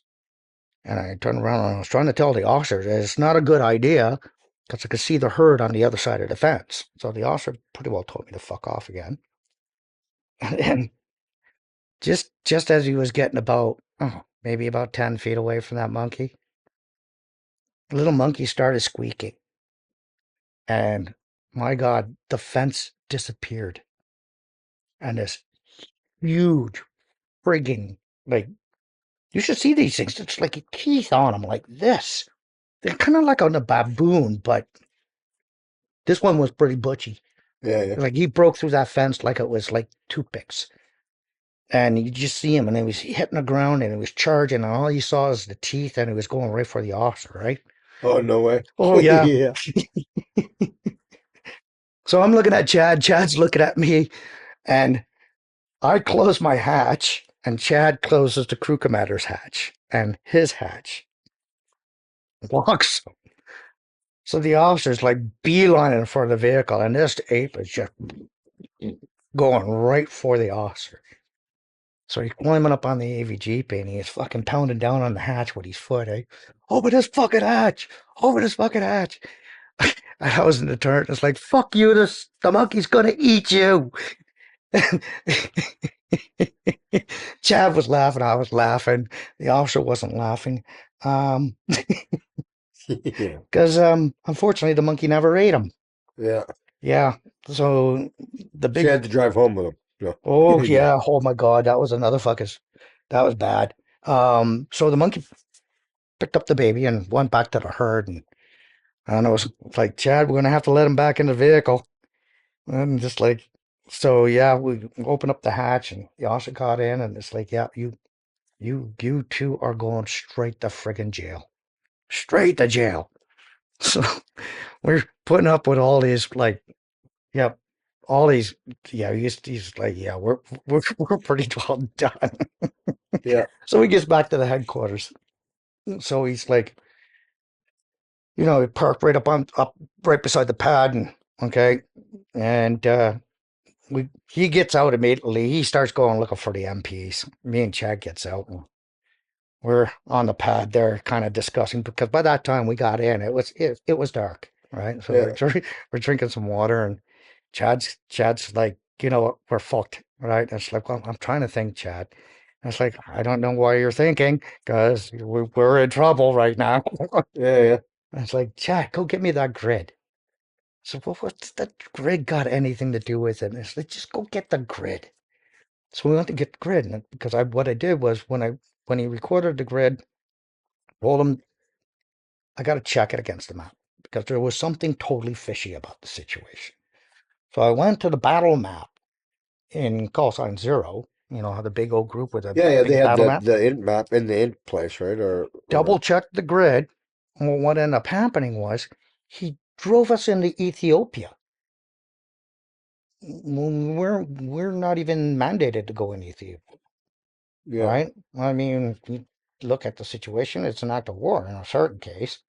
Yep. But I mean, so, and the other one was, okay, I think we got a way out of this. And Chad's looking at me, there's no way out of this. So Yeah. the officer came back, he couldn't find the MPs, and he turned around and was like, okay, consider yourselves under open arrest until the MPs get back, and I'll have you formally put into custody. Because he wanted to make sure we were on the next plane home. Oh yeah. Oh, yeah. And I turned around and was like, sir, you're going to have to change your mind on that one. And it's like, how do you figure?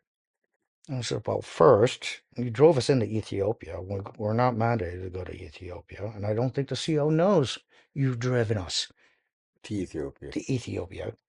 Well, Yeah. second of all, you drove us through a minefield. I double checked the grids. This is the point on the grid where, and I was explaining all this to him. I was like, this is where we were. And there's a huge mine belt going right through Yep. that area. And then turned around and told him nonetheless, it's like, I'll make sure I'll tell everybody about the monkey.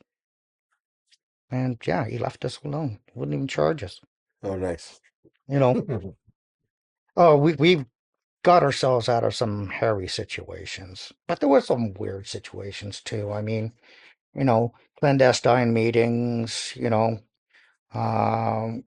you have top brass coming in at like 12 o'clock in the middle of the night, and then request us, because when I was working at the DCO, we were kind of like the taxi Yeah. and the Brinks truck, Yeah. right?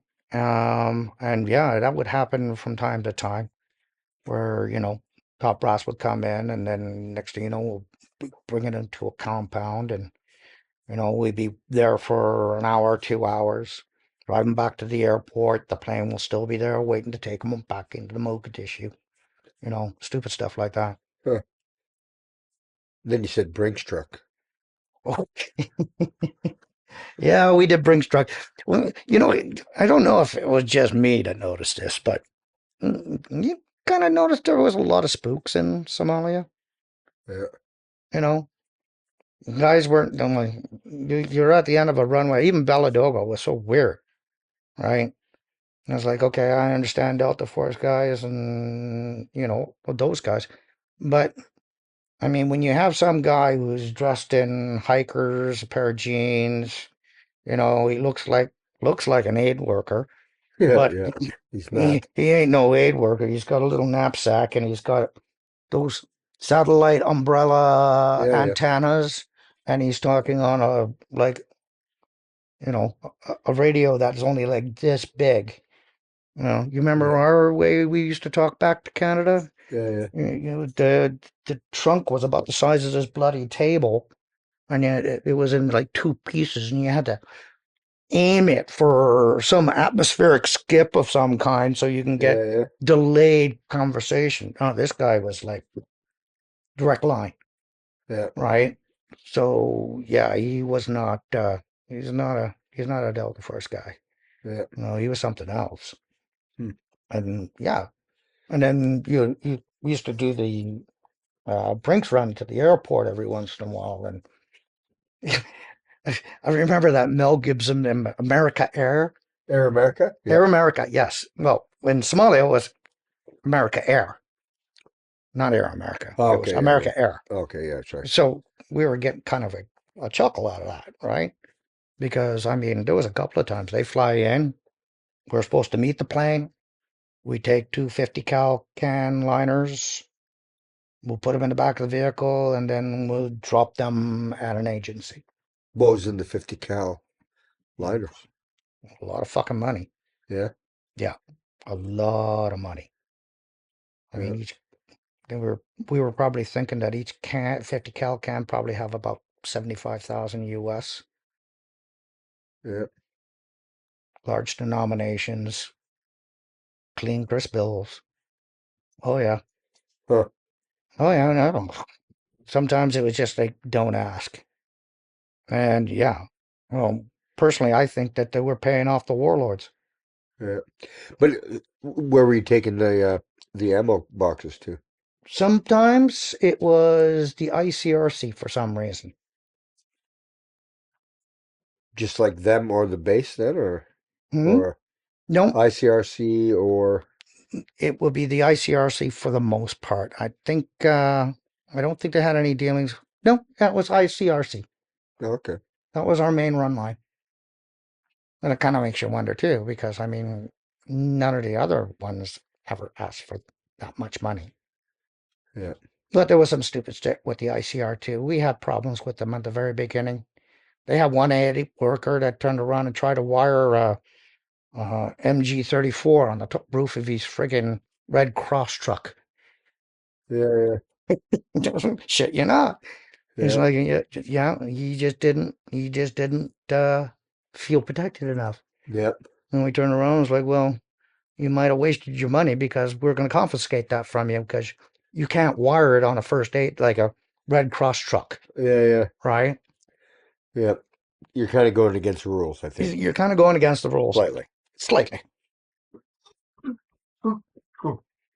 Yep. But yeah. And where'd you pick up the ammo cans? Like at the runway or Yep. Picked up from at the airport. aircraft? Some guy in a nice white shirt, blue pair of pants, and dark Foster Grants. He'd come down the stairs with 250 cal cans, hand it over to us, put it in the back of the vehicle, and then we'll go over to the ICRC. Yep. Don't know what happens to the money after that, but it was Yep. kind of interesting. What's All that's large? left is speculation for us. What was it for? Right? Yeah, well, I'll never know. I don't think Yeah. anybody's going to tell me either. No, It's not going to be I used. doubt it. It's not going to be used for band-aids. No, No. no. And it's not like you can go to the local 7-Eleven and spend that much kind of cash, Yep. right? And that's what was really funny about it, was like a large amount of cash. Yep. You got And Somali shillings. and how often would that happen? Would that be like very No, I irregular, did it. or We would did it it. be We did like it twice, And then we did the other one, which was we were paying the local workers. And that was another funny one because it was like 2 like hay bales of Somali shillings. Like it's Huh. like all in like choker bills, Oh, like no way. plastic bag. Didn't know where they processed it, but it was a shitload of money. Huh. But you know, exchange currency exchange probably wasn't that much, Yeah, yeah. right? It just Well, I think looked just a even lot. for, wasn't it like when we went to Kenya, the shilling was like, wasn't it like 1 shilling to 72 Canadian, or 1 Canadian dollar to 72 shillings or something like that? Something like that. Because you'd get like 10,000 shillings or something to go for your R&R, no? It was a lot, I remember. Oh yeah. Because they'd give you the safe and you'd put all the cash in there, but yeah, Oh yeah. No, the exchange rate, yeah, in Kenya was pretty good actually. I don't know what it's like now, yeah, but yeah, you actually kind of had bang for your buck. yeah, Somali stuff, well, geez, I think the paper is worth more than what it's worth. yeah. So, but it was still the currency that they were working with in Somalia. And then they were all, by the year of the money, determined what warlord, wasn't it? Kind of like, if it was 70 to 80, then it was this warlord. If it was 80 to 85, it was this warlord. No, I thought I, there was something with the money was related I got differently. a feeling it will probably be related to paying off warlords, Yeah, whether it be for one reason or another reason, yeah, for that whether money. it Yeah. would it be for the fact of turning around and being able to provide aid to a certain village, possibly, But what because we weren't, were we purchasing the aid? Were we going and buying the grain and taking it to them? Was the aid workers doing it? Where would they buy it in Somalia? yeah, I know that's the So weird there's no thing. money, right? Unless the U.S. money was used to pay off warlords, Yeah, because I mean they're not you. The only thing they'd probably use U.S. currency is to probably buy more weapons, yeah, right? Or like, well, I can't see them getting any food stock that deep in no, because all the northern region is not so happy. Ethiopians didn't like them all that much, no, right? Kenyans didn't even like them even less. yeah. Didn't like them in their country. Yes. Yeah, yeah. And yeah, I mean, it was just a really shitty location. Yep, But certain things that pop the mind kind of makes you go, yep, right? Well, why need all that money, yep. right?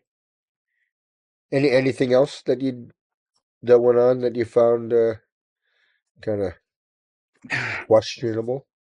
Well, I mean, you get rumors, but I mean, there was a lot of things that were. I would really like to know a couple of things.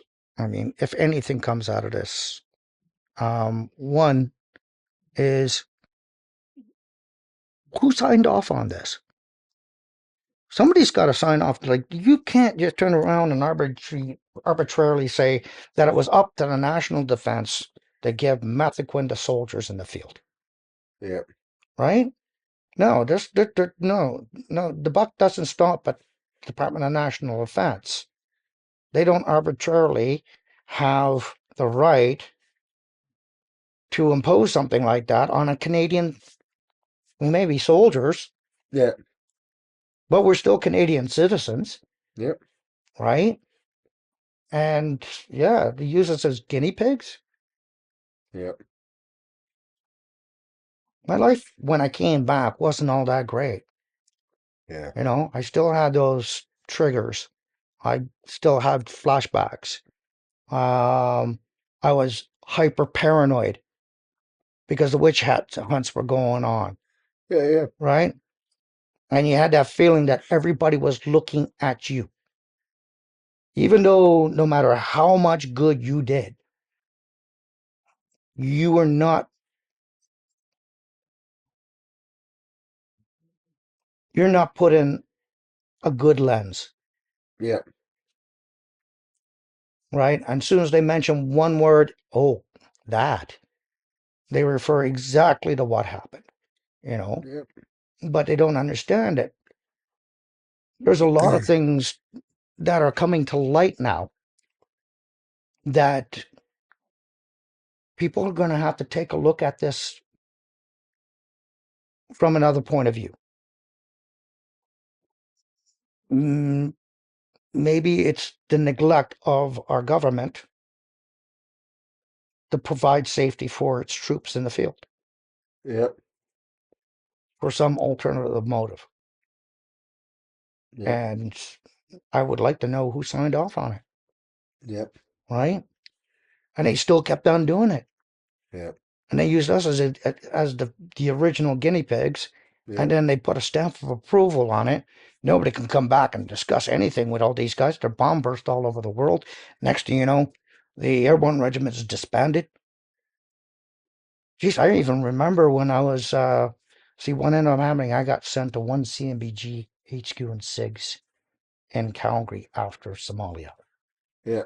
So I worked in DNS platoon for Brigadier General Cox. After the tour, After the tour, you were working for Cox then, I was working for Cox.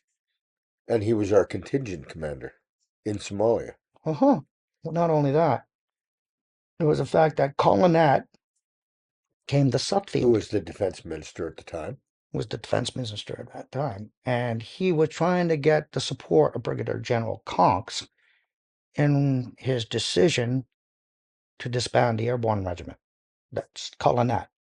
Colonat was the one that disbanded the airborne regiment, and he was going across Canada talking to the generals to turn around and gain some form of backing and support from the generals and To get rid of the airborne. making the decision for disbandment of the airborne regiment. So, And then he talked to Cox. yes, he did. Yeah. I was there. You were there? Yep. I was the driver of the AVGP. Yeah. So, yeah. Mike Cody was also ex-airborne Yep. HQ in SIGs. He was also there. And we had a liaison officer. Huh. But he was just a young captain. And I mean, And so what did Cox say? Or what did Cox? Cox felt it was almost like a tennis match. Cox wouldn't admit to anything. It was more or less back and forth. It was like, so what I did, disbanding the Canadian Airborne Regiment, was it a right choice? And then Cox would come back just like, a choice had to be made, and you made that choice. Yeah. Well, what you're saying is what I'm doing is right. Yeah. What I'm saying is there was a choice that needed to be made, and you, as the Minister of the National Defense, made that choice. It was going back and forth like that, right? Yeah. I don't think Cox was going to turn around and admit anything at that time because, well, I'm ex-airborne. Cody was ex-airborne. Yeah. We got the Riot Control Act the night before. We're not allowed to deviate from our course. We're not allowed to roll the carrier into a ditch. All right. Yeah, we're both going to go to jail if we do. Yeah. We were just joking. Dark humor, you know. Cox got wind of it and then got the Riot Control Act. But yeah.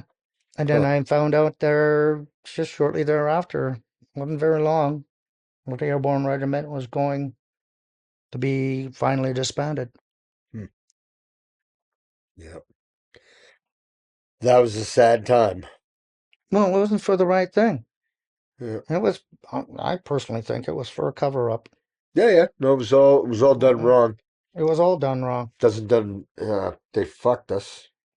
Well, even when I went back, I mean, next thing you know, there was messages going all over the base that anybody that served in Somalia had to turn around and go to the Ep.11 building into the conference room.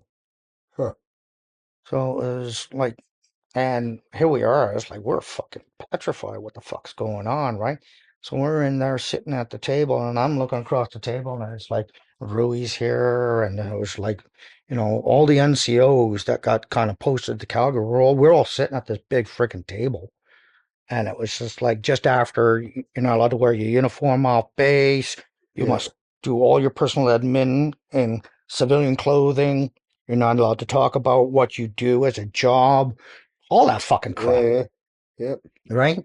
And then next thing you know, Padre comes in and it's like, so I just wanted to turn around and what I heard was you guys weren't properly decompressed when you came back off a tour. And we're all looking at him as like, what the hell's going on here? Because we thought it was like, we're going to get interrogated. Yeah. And turned out that the Padre was trying to give us decompression. And it was just like, at that point of time, we were way past the point. Yeah. it was way past the point. We were so strung out by that time. It was all of us just got up and left. Yeah. Right. Just like, no, just like, save it. Save it. You can't fix what you fucking done. Yeah. Right. Yeah, and it left a bitter taste in a lot of people's mouth because it's like I said, it was not for the right reason. Yep. Right. Yep. And after that, things were like I said. The wife could not touch me while I sleep. Yep. It'd be a fight or flight, right? Yeah. And she would have to do it the old-fashioned way, tap me on the like I told her, it's like, don't touch me by the shoulders. Yeah. Tap me on the foot or something like that, but don't touch me by the shoulders, or you're probably going to get knocked out. Yeah. Right? Now, I didn't ever have that happen to me, but I mean, my anger issues were pretty bad. Yeah. Right? I did have some anger issues. But it was rough reintegrating back into a family situation where you have so much shit going through your brain. Yeah. How old were your kids then when you came home? Oh God, when I came home and I got posted to Calgary. Because you said you had them within the space of 2 years. My daughter was 4. Oh, three going on 4. Yep. And my son was 2. Yeah. Yes. So, when I got back to Calgary at that time there, and I was with one CMBG, yeah, it was still a bit kind of hard because we never had no decompression or anything like that in any shape or form. It was just more or less on the ground. Here's your posting message. Moving truck's going to be here at this bloody time, and I mean, pretty well within a month, I was gone. Yeah. Right, and I was sitting in Calgary, in a unit a little bit tucked away from everybody, and I worked as the DNS there. So under Brigadier General Cox, like I said with the story at Sutfield, and did that for a bit up to about 95. Once I turned around and I went to Weyne to do my junior leadership course. Oh, okay. Got that squared away, and came back, and I was attached to Bravo Company first, and did that cooperative nugget down in Fort Polk, Louisiana, with all the different countries and nationalities and stuff. Urkabstan, Kazakhstan. It was all part of peacekeeping, NATO kind of contingent kind of stuff. So once B Company kind of got shaken up there, went to Delta Company, and I was with Delta Company as their signals NCO. So did that for the closeout, and then went to Edmonton after that. Worked with motors for a little bit, and then their company quartermaster for combat support. I was 2IC there. Went to Kosovo on that one. Yep. Yeah, Kosovo was interesting. But it's the funny thing. Every tour you go in, you always get that one whiff every once in a while of the smell of rotting corpse, right? Yeah. You know, you can't, there's no way you can get that smell out of your nose, right? You'll always Yeah. flash back to it every time. Yeah. And then went to Bosnia after that. I was with Recce as one of the det sergeants working out of Glamash. Most of that Yeah. was just seeing where all the bad guys were after the war type thing. Yeah. You know, challenging, but had a lot of interesting goes on that tour. Oh yeah. Yeah, just looking for the bad guys, really, because, you know, the war was already done and over with. It's towards the end of the tour. Yeah. You know, we just, for me, go dig in the files and find out where all these bad guys are. And most of them are trying to be legitimate business people, but they're not. Yeah. You know, you just can't take the evil out of some of those people, right? It's always there. It'll never leave. So, then we spurred back up there after that, got ready for Afghanistan. That was the first Afghanistan tour, and second time I took mefloquine. And the tour, it was pretty dicey, you know. There was a lot of contact. Was that was that 2006? 2006, yeah. Yeah. You know, we were kind of broken into different groups, right? One is like quick reaction force air mobile, right? And those are the guys that had the Chinooks on the pad, and they had to stay within CAF, and they try to route to wherever there's something nasty or something has to be picked up. Yeah. So, and then there was my platoon, and my platoon was more or less mobility side of a QR, not so much as quick reaction force, because, well, yeah, I would almost say, yeah, like a mobility type of quick reaction force, right? And yeah, that's pretty well what I did for the whole tour. Is like we never were attached to a fob, right? And and the other platoon, like I said, they were also with us. Were you operated out of CAF? Out of Kandahar? Yes, Airfield? we operated out of CAF, but we never really got into CAF all that much. I think one of the guys did a count on it. I think we only like had 65 days total in CAF, because we're always out going from one place to the other place to the other place to the other place, you know. And then most of these operations would take more than 14. I think the longest one we did was 21. God, we smelt ripe after that. Whew, there was not enough hoo-haws in the 21-day operation? 21-day operation. There was not enough. In the heat.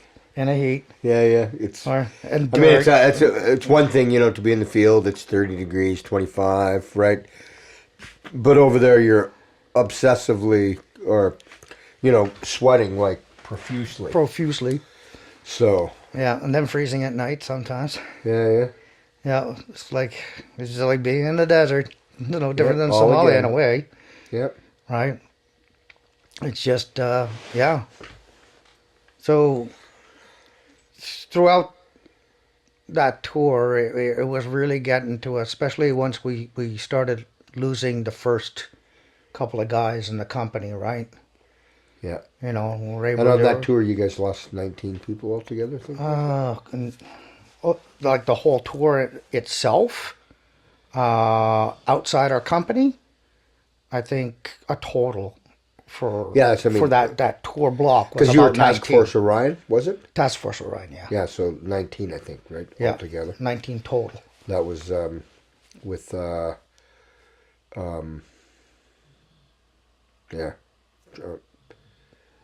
and the first female killed. Yes, Captain Gerard. Yeah. Fabulous officer. Yeah. Yeah. And, you know, even at the thing, and even when I roll it back through my mind, I don't even know why she was the one that went up the road. Yeah. Especially when she's like one of the most important assets to the company. And you just don't send her on her way with a bunch of fucking A&A trucks. There were stupid kind of decisions that were made that would kind of make you go, what the fuck? So are you saying there are stupid decisions made in Afghanistan too, Oh, Jesus, yeah. from Somalia? So even just to say in 2006, then I think then that would have been around mefloquine's use would have been around 50%. So Yeah. say 50% of the soldiers, people you're fighting with, people you're serving with overseas, are on the drug that caused so many problems in Somalia. Yeah. Right? And say even like so, I went over in Afghanistan the tour just before yours, or I left as you guys had just arrived, and looking at the same, right, Somalia and Afghanistan, but in my section it was just me and my 2IC that took mefloquine because he had already taken it in 2002. Yeah. But Because he didn't know any, but nobody knew any better. No. Good God, none of this stuff came out till well after Afghanistan was. Well, like other guys deploying in 2006 take it and have hallucinations, right? Yeah. Well, I mean, They were pushing, it went on for too long, obviously.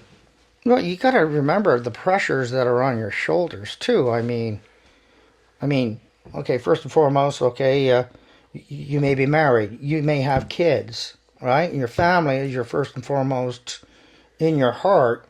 That's your anchor, right? So you have to make sure you take care of your anchor. And then you have your job, right?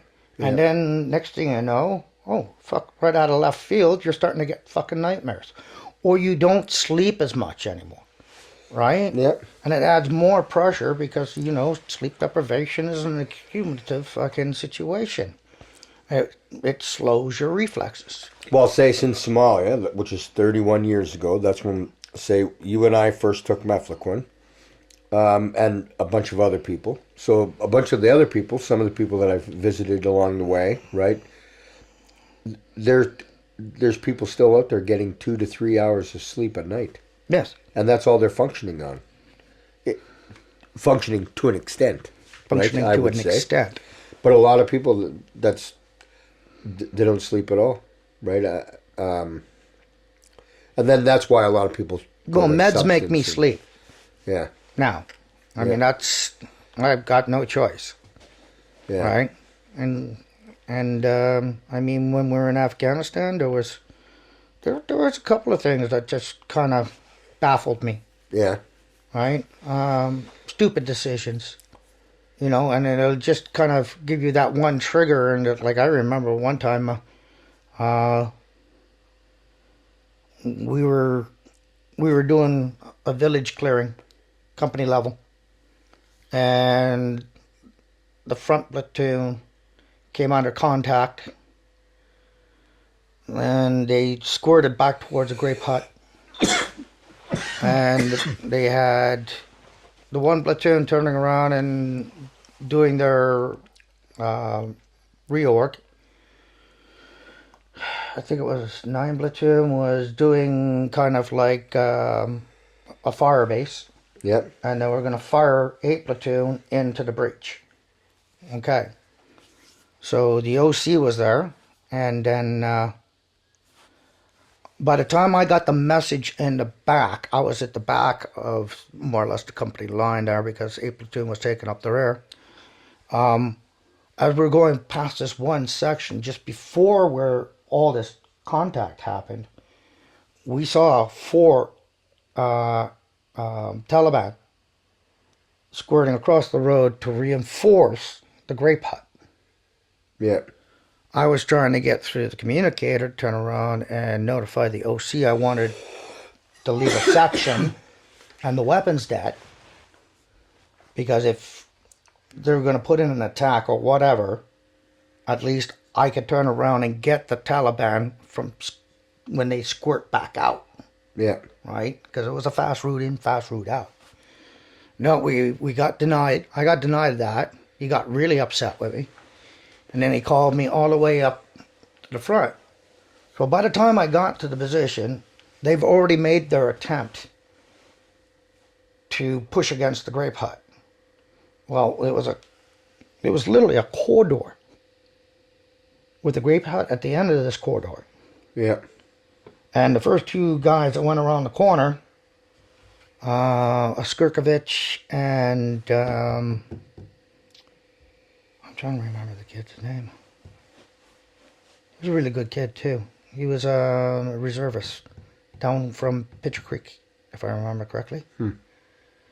Anyway, he got shot through the top right knee onto the bottom of his left knee, or vice versa. Yep. And his legs were all fucked. And he was in the ditch, and he was screaming. And this is what I literally got around the corner, and this is what I was dealing with. Yeah. Right. So, trying to get a stretcher. So it's like, okay, we don't do patrols with big fucking stretchers, right? We don't even carry kids because, especially if you're doing village to village type of shit, right? You've got enough weight on you. Yeah. So I had to go back to the company sergeant major, and the company sergeant major said, well, where's yours? And it's like, what do you mean? That's not one of our SOPs. So he didn't have one. Yeah. So I wasn't getting one. So I went back, and I was trying to get a hold of the lavs that were down in the lower area, down by the river. Yeah. Right? And to have them punch the lavs up here to our location so we can get the stretchers off the vehicles and then be able to provide us with some sufficient fire support until we extract the 2 casualties. No, the first one was already in the ditch. So I was policing up everything, like weapons and stuff like that, make sure everything was all good to go. I think it was Mike the 9 that was down in the lower park area. And he came up with, I think it was Henry that came up first with some engineers, the engineer lav. And I think it might have been Mike, but I wasn't 100% sure. And then we were in business. Yeah. Right? But I had to run through fire like 2 or 3 times trying to talk to the sergeant major that, where's the CCP? Right? That's my job. I was acting warrant officer at that time. Yeah. Right? Okay, I know you are my second point of contact. Where is the CCP? And they were saying that it was going to be down to the river. It's like, you're not going to get them out of there in enough time. We need to get the lavs up here, and so on and so forth, right? Trying to grease the fucking wheel. Wasn't moving that fast either. That's why I didn't really have a lot of trust, because I had a feeling, even when we were in Afghanistan, they did not like a platoon in any shape or form. And that might be my just personal paranoia. Who didn't like 8th Platoon? Sergeant Major Stevens and the OC. Major Fletcher. I don't know whether it's just the vibe I got or it was just my paranoia. Yeah. Because there was a lot of situations that we got put into that, kind of make you go, Yep. Right? So anyway, we couldn't leave that thing. So by the time they got everything kind of semi-organized, I had to cut the stretchers off the top of the lav because they were so caked in mud and crap and shit. It was me and actually the radio man, Leonard, were up on the top and we're cutting it off with a Swiss Army knife. And she's like, I just turned around and was like, use your knife, fucking just cut it off. He's like, why is the paint coming off the fucking lav? And it's like, they're shooting at you, dude. Fucking work faster. Yeah. So we got the stretchers off, got the back of the vehicle cleared out, and we moved the people that was in the one closest to the grape hut to the ones over on the right-hand side. Got the casualty into the lav, and then we got them down to the river for the dust off. Yeah. Right? Because that's the only thing that was going through my mind is the timings, right? We got to. So then we heard that they were going to kind of drop a bomb on the grape hut, so we had to kind of pull out of the area, and then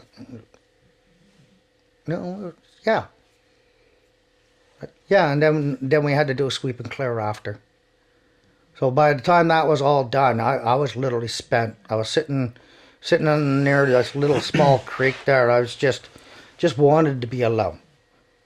You know, I just wanted to sit there, and then, Ronnie Gallant was like, "What are you fucking doing?" And it's like, "What do you mean? What am I doing?" It's like, you need to check on everybody else, and it's like, right now, I need to check on myself right now. Okay, that was a lot of fucking shit, and yeah. So I guess they were a little bit upset with our conduct during that operation. So we got kicked over across the river to who was it? It was Charlie Company 2VP, and they were doing a sweep and clear over there. So our platoon got pulled over there, and turned out that it was they had about a platoon's worth of guys in mostly G-Wagons, and they had about 200 ANA. So the whole idea is they were going to sweep the other villages on the other side of the river, just no different than what we were doing on our side. Yep. So, in the point where he was giving us these orders, like, he was just like turning around and it's like, we want you to take your lavs, and we want you to be the pointy end of the spear, and we want you to go up through the middle of the village, and just, so if anything really happens, you'll immediately deal with it. And it was just like there was a dry twig, and I lost it on the officer. It's like, I'm looking at him, and it's like, okay, we just got out of a fucking shitty fucking situation. Now you want us to be the pointy end of your fucking little operation? You have 200 fucking ANA. Let them do their fucking job. Yeah. This is our fucking plan. We'll go to a right flank. We'll cover the entire 200 on the ground from a vantage point. Yeah. And I got 5 fucking laughs. So, that's what we're going to do. And I'm just like, Ronnie's like, you can't say that to him, Gerard. You can't say that to him. It's like, I have to say it to him. Yeah, yeah. Because I'm getting fucking sick of it. Yep. They get so frustrated that they can't turn around and control ANA. Yep. So they end up using Canadian troops to turn around and make sure that the mission is successful. Yep. Right? I've seen another one where we had the 2IC of the company fucking turn around and say, oh yeah, what we're going to do is we're going to draw out the sniper today. So what we're going to do is we're going to fake a breakdown, and we're going to use you as a ruse to draw the sniper. Yeah. Now, originally in that orders group, it was the maintainer, the maintenance guys, that were going to be the broken down vehicle. Yeah. And I remember the NCO, like, Thompson, I think it was Thompson, he turned around and was like, you going to use me for what? You're going to use me for fucking bait? And it's like, no, it's just a ruse. And it's like, no, a ruse is fucking bait. You're going to use me as bait for a fucking sniper? Yeah. Wait a second, I got to get a hold of my TO. Yeah. Who's that, Mark Thompson? I think it was Thompson. Yeah. And yeah, it's like, here, talk to my TO. Well, guess who got to be the roost so he can still do his mission? 8 platoon. Yeah. Right? It's just like, I don't know what was going through their fucking minds, man. Yeah. Stupid things. Sorry, Yep. technical issue. Right? I lost the camera, sorry. That grape hut thing. If they could have contained, if they Which were going camera did you lose? This one, it just stopped, so I gotta, I don't know what happened. Sorry, If- I gotta figure it out. So don't go too far in your story, we're not recording. If you know you got air assets, you're not recording? Or yes, you are. If you got air assets, why would you do a frontal attack on a grape hut? Thing's built like a fucking bunker Yeah. with all these firing slots in it. Oh, fuck, that's fucking pretty peachy. Yeah. I made my voice kind of known on that one. They got kind of a little upset with me. It's, kind of follow me in some ways, but I mean, shit. The thing that's going through my mind is like, what the fuck? Michigan off. Huh. Were they making the right decisions?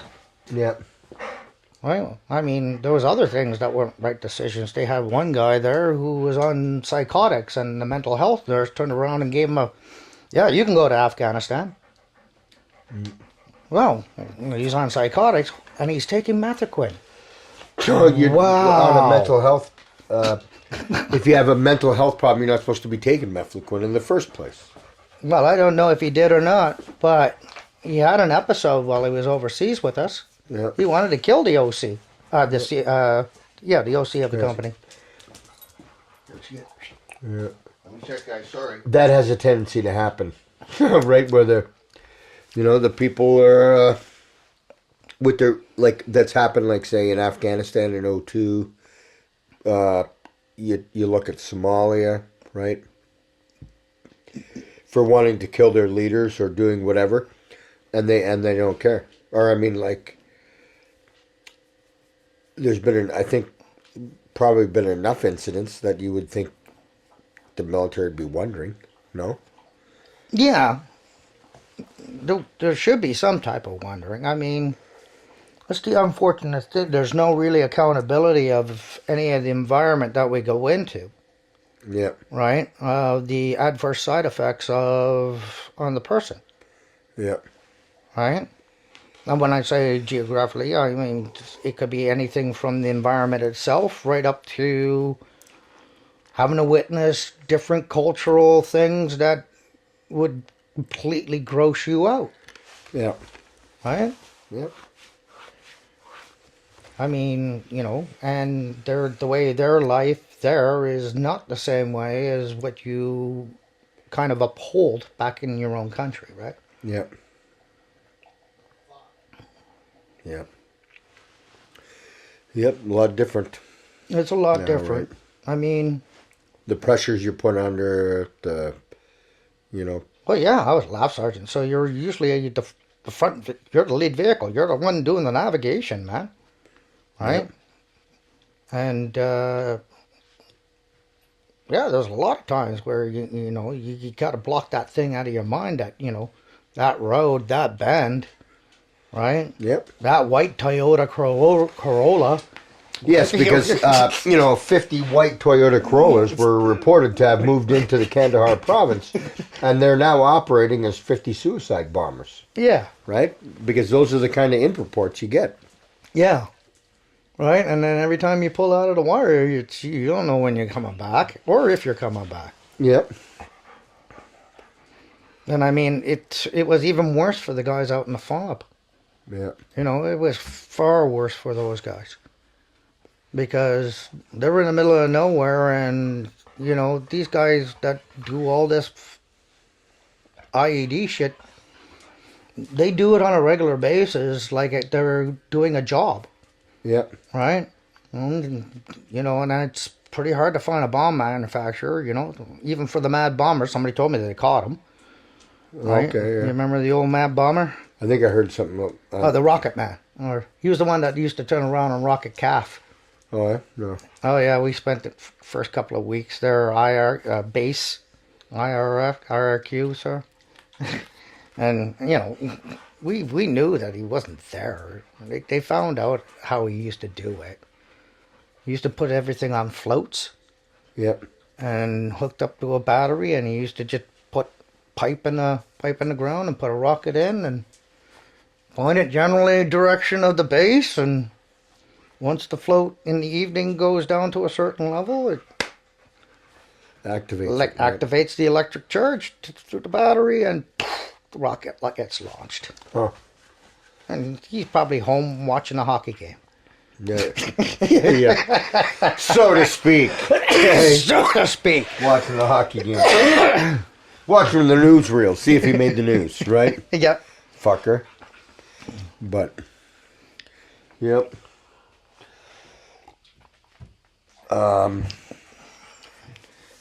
So then, because you did 2 tours in Afghanistan, right? You said. Yeah.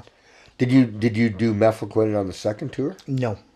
No. What'd you end up using? I don't think we were given anything at that.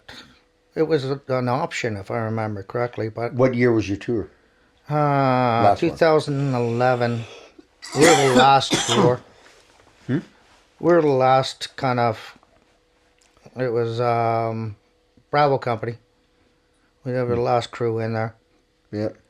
and I don't know. I mean, after '06 there, I got sent to the infantry school. Yeah. Try to put a lot of things behind me. Yeah. It was not. It was actually quite good for me because I mean it was kind of put me in some type of stability with my family, Yeah. right? Because I mean for the years prior to that, it was not much stability, Yeah. right? So how did your family take your second tour on mefloquine? Or more importantly, how were you on your second tour of mefloquine? I think the second tour of Methacquin, I was not good. I mean, I didn't even the chain of command kind of knew because the PER they wrote me up for my end tour PER or PDR or whatever the hell they call it. Yeah. It wasn't all that well. It was good. We're starting to come out loosely unwound a little, Yeah. because I went to the school. I was at the school. I got some, I did get some stability with the family and stuff like that. And I did end up completing my warrant officer's course at the school. And then came back to Wainwright as the quartermaster for the leadership courses. Yeah. And then from there, I was kind of sent to Bravo Company, 1 PP, to turn around and go overseas for the closeout. So, I don't know. It's been a while since getting back to the battalion because, unfortunately, for us guys that came back out of 2006, we never really had any decompression with the unit itself. It was like we were back on the ground. We immediately took our disembarkation leave, and then we were posted to Wainwright. Yeah. Right? And, I had to go IR for the first year. Yeah. Right? But it just got way too hard. Yeah. Right? And then ended up requesting a posting to get the rest of the family down there so at least I have my family together. Yeah. So, and try to get some type of structure, Yeah. possibly. Reintegration, possibly. Yeah. Back with the family.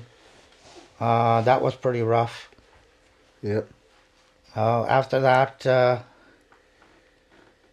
I got posted, like I said, back to Bravo Company just before we went back over for the 2011 tour. And even workup training and stuff like that, it was just that I was just not feeling all that great about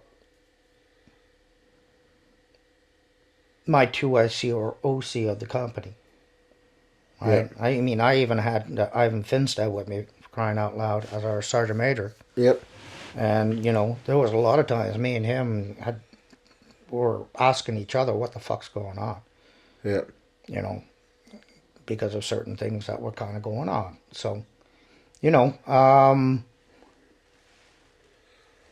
didn't treat that tour like it was meant to be in reference to their mission model. I know they were slated to turn around and do convoy protection. Yeah. Well, all the stuff is already in CAF, with exception of a few items that we're supposed to follow on. Yeah. Van Du's jump company took care of almost all of that. So all the labs were all pretty well in. There was a couple of flat decks from coming to some of the FOBs that were out there. And everything was kind of transitioning over to the American unit that was going to take over. Right? So there was not much need for the role that they had. Don't get me wrong. You had 14 years of stuff on the ground Yeah. that needed to be itemized, stock numbered, packaged, boxed, sent to service battalion, prioritized, loaded in sea containers. Containers needed to be loaded on truck or plane, and then delivered. Right, most of it was going out by truck, but I mean, there's a large requirement of manpower. Yeah. So we usually get about. I had a good, phenomenal J.A. Hennessy was my 2IC, and Sterling Mamura was my other CQ staff, and they usually get about 8 people in a day sometimes, depending on the workload, and they just do sea containers. Yeah. And then I have to do all the interesting things in reference to the O groups and stuff like that, and where they want to do, or Yep. But there were some of the stuff that they were asking for, it was just like really stupid stuff. Yeah. And I mean, it just that ended up. I got fired as the CQ for Bravo Company after that tour, and well, they said it was a promotion. They turned around and it's like, well, we're going to make you the ops warrant, and I'm like, okay, so what the hell does an ops warrant do? Yeah. Oh, well, you babysit other warrants. And it's like, they're warrants. They don't need to be babysit. Yeah. Yeah. Right? That's why they're warrants. They're warned. Yeah. Right? Yeah. But, I was getting very jaded towards the end. Yeah. I just didn't figure that they have my best interest. Yeah. It always takes us a long time to realize that. It does. Right? But, I mean, I don't expect any less. I mean, most of these people, they come in, they punch their ticket, they're gone. Yeah. So out of everything you've done, out of your time in the military and civilian world, what is the one thing you're most proud about, or the one thing that you're most, whether it's a course you did, or whether it's something, personal achievement, anything like that you can... I'm proud of my kids. Yeah. I think that's probably one of my greatest achievements. Yeah. I love them to death. I mean, other things just didn't work out. Well, that's just didn't work out. I mean, military-wise, I think no matter what happened to me, I've always tried to be that person that we were in the Airborne Regiment, the professional. Yeah. Yep. Everything you do, you try to do is to the best of your ability, and it's better to turn around and do the gut check and fail than never do the gut check at all. Yeah. Right? And there was a lot of good soldiers that there was times there we all leaned on each other. Yep. Brothers and sisters. Yep. Right? Whether it would be at Canada House in '06 there, when, the nurses come off a shift and you can see the wear on their face, and, it was good to turn around and be there so they have a wall to talk to. Yeah, right? yeah, nice. More than one person. We're not in there for a long period of time, but we'll always go up to Canada House to try and see if we can get a bit of food, and then load up, and then we'll be back out to the talk to grab another set of orders and out again, right? Yep. So, but we always like that good contact with the nurses and the medics from the field hospital. Yep. Because, during those periods of times, they're the ones that were looking after your brothers and sisters. Those are the ones that were taking care of our brothers and sisters, right? Yep. And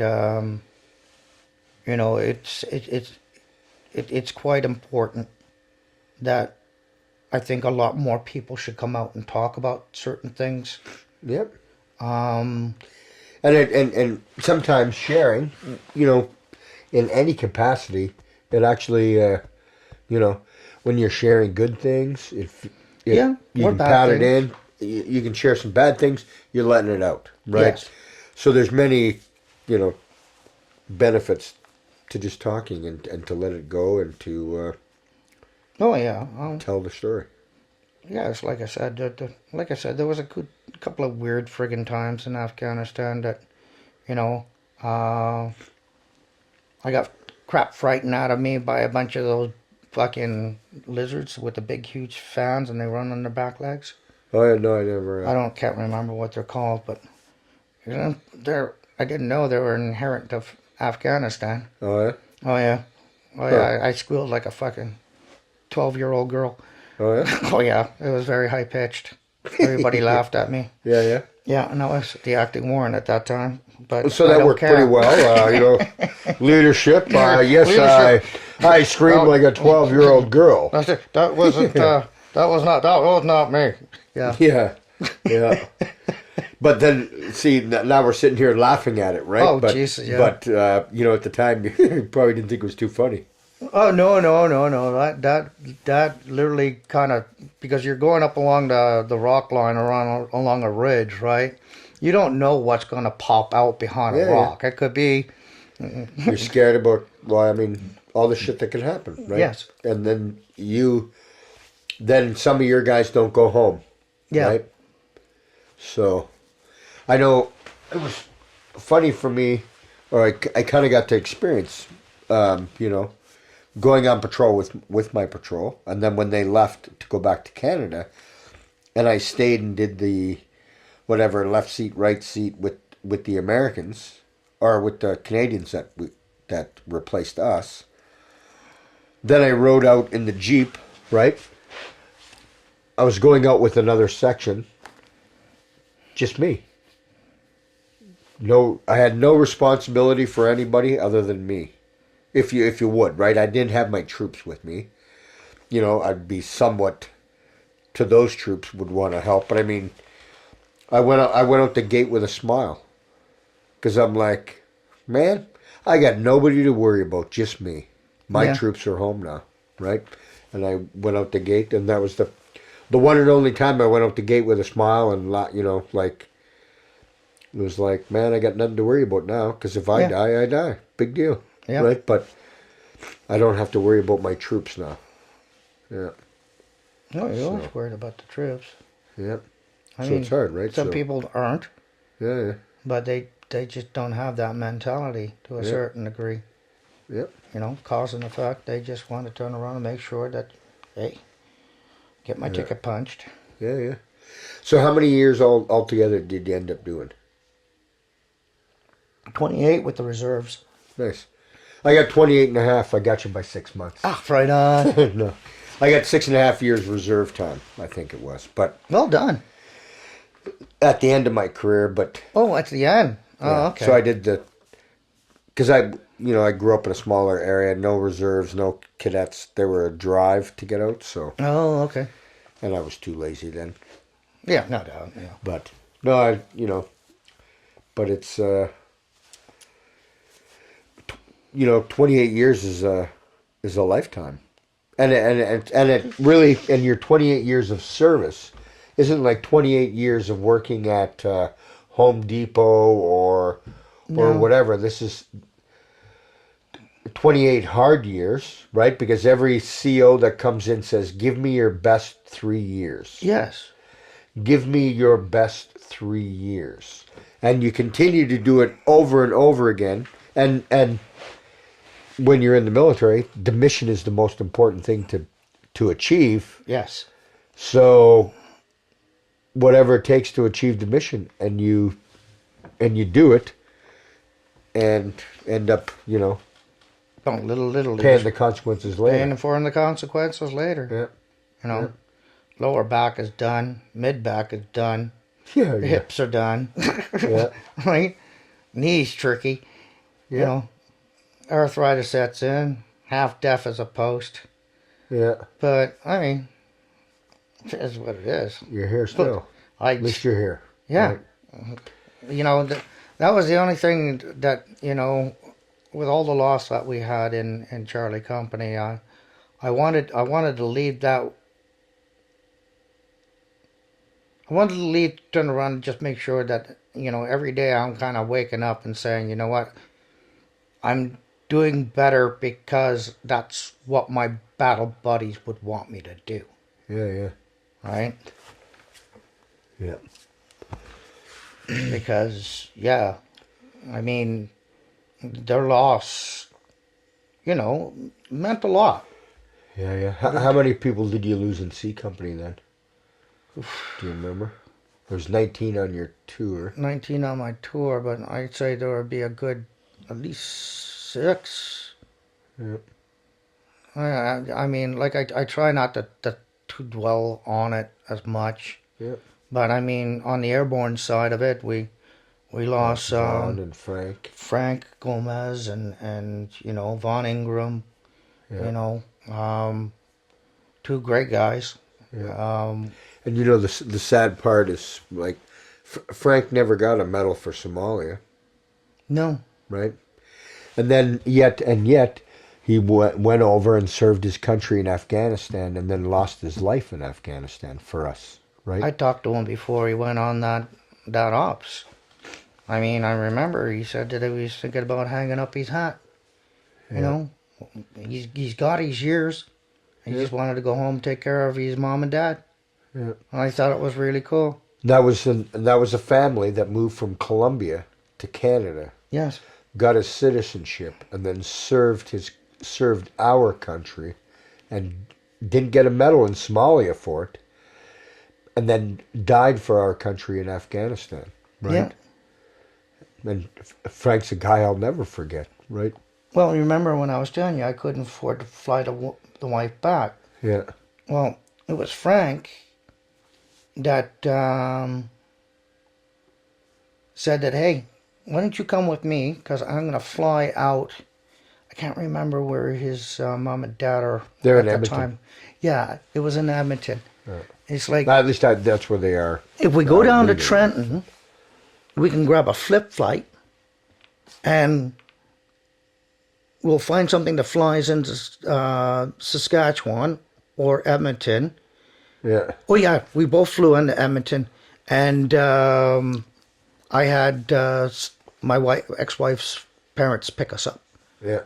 So made all the arrangements, and Frank literally, yeah, he had a fucking heart of gold, man. Yeah. He drove me down there. He turns around, okay, yeah, this is where I wasn't used to Trenton at that time as on the base accommodation side. I didn't know what the Yukon Lodge was, right?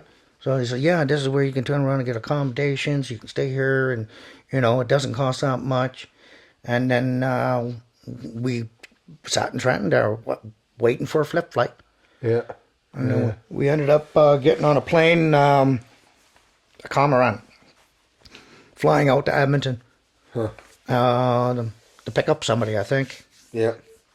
And it was just like me, Franklin, and a couple of officers, and that was pretty well it. That was on the plane. We flew to Edmonton, and I spent Christmas with my ex and the kids and her parents. Nice. And then, yeah, I took a flip flight back. Huh. Yeah, Frank did that for me. Yeah. And I'll never forget him for it. Frank helped me out in '91, I think it was, somewhere around there. Yeah. Yep. Heart of gold, that guy. Yeah. Help anyone. Never, I don't think I've never heard him say a bad word about anybody. Really? No. Not that I can remember. Yeah. No, he was a good man. Yeah. And yeah, even for like, a lot of the other ones there that I worked with, Christopher Reed, or when we were in motors together, Yeah. right? And he was always a good card too, right? And him and Vaughn were pretty close together too, right? They work a great team, a very good team. Yeah. And yeah, it was a lot for a company to lose. Yeah. Right? A little bit more than usual. But it didn't, there was a lot of fighting. More than your average ticks. It was a lot like 2008. I think when they started going into, I think it was the middle part of the Medusa kind of operation, Okay, wasn't yeah, it? If I remember correctly. Excuse me.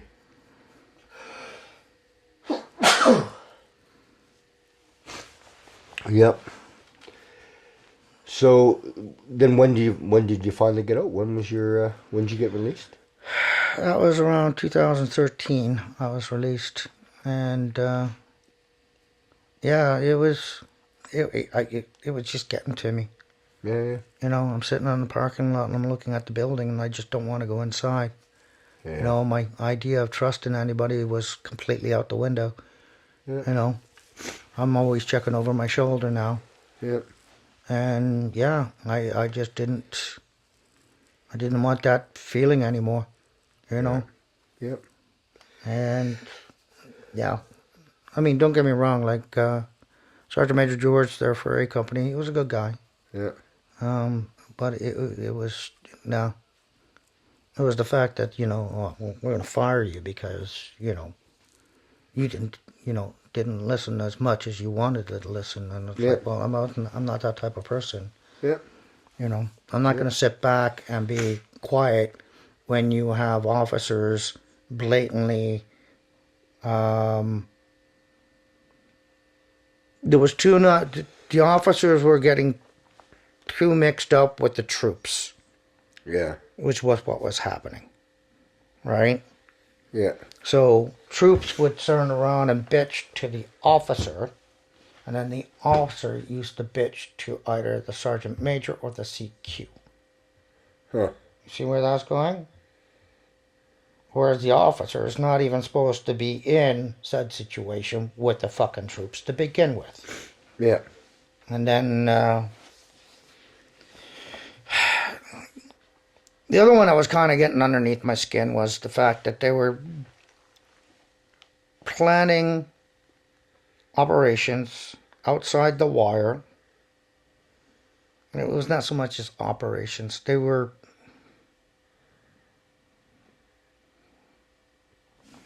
making kind of missions to turn around and go out to see Graceland. Yeah. Right? Which so that they can turn around and get troops outside the wire. They go down to Graceland for lunch. Yeah. The OC would turn around and lick boots for a while to turn around and see if he can get a mission or something like that. Yep. And then they go back to CAF. Yeah. They did a couple of these. Well, the point that was getting underneath my skin is if you don't have a mandate and you don't have a mission outside the wire, why are you fucking going to Graceland? Yeah. Why are you taking troops outside the wire and putting them in harm's way? For nothing. For nothing. Yeah. Right? That's what was getting underneath my fucking skin. Yeah. But it was, you know, the person that was in charge of the company, he has a history that goes before him. And, you know, I won't mention his name because, you know, I don't have a lot of respect for him. Yeah. And I don't have a lot of respect for the 2IC either. Yeah. He spent too much time in PRT. Yeah. You know, he's not supposed to be in that position. Yeah. To be receiving venting or actually dealing with situations within the platoons that should be dealt with by sergeants and the sergeant major. Yeah. Right? Me, all I wanted to do was try to get a lot of this shit packaged up, you know, and leave the tour with as much as we possibly could. Yep. You know, don't get me wrong, the amount of stuff that was thrown out was just retarded because we just had no way of fucking sending it home. Yeah, yeah. Right? Yep. And what a waste.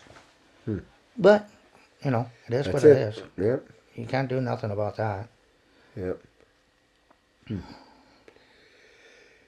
And then, so you got out in 2013, you were saying? About 2013, yeah.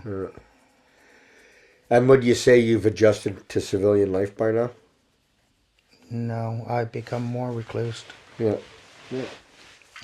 I have a very close knit amount of friends and battle buddies. Yeah.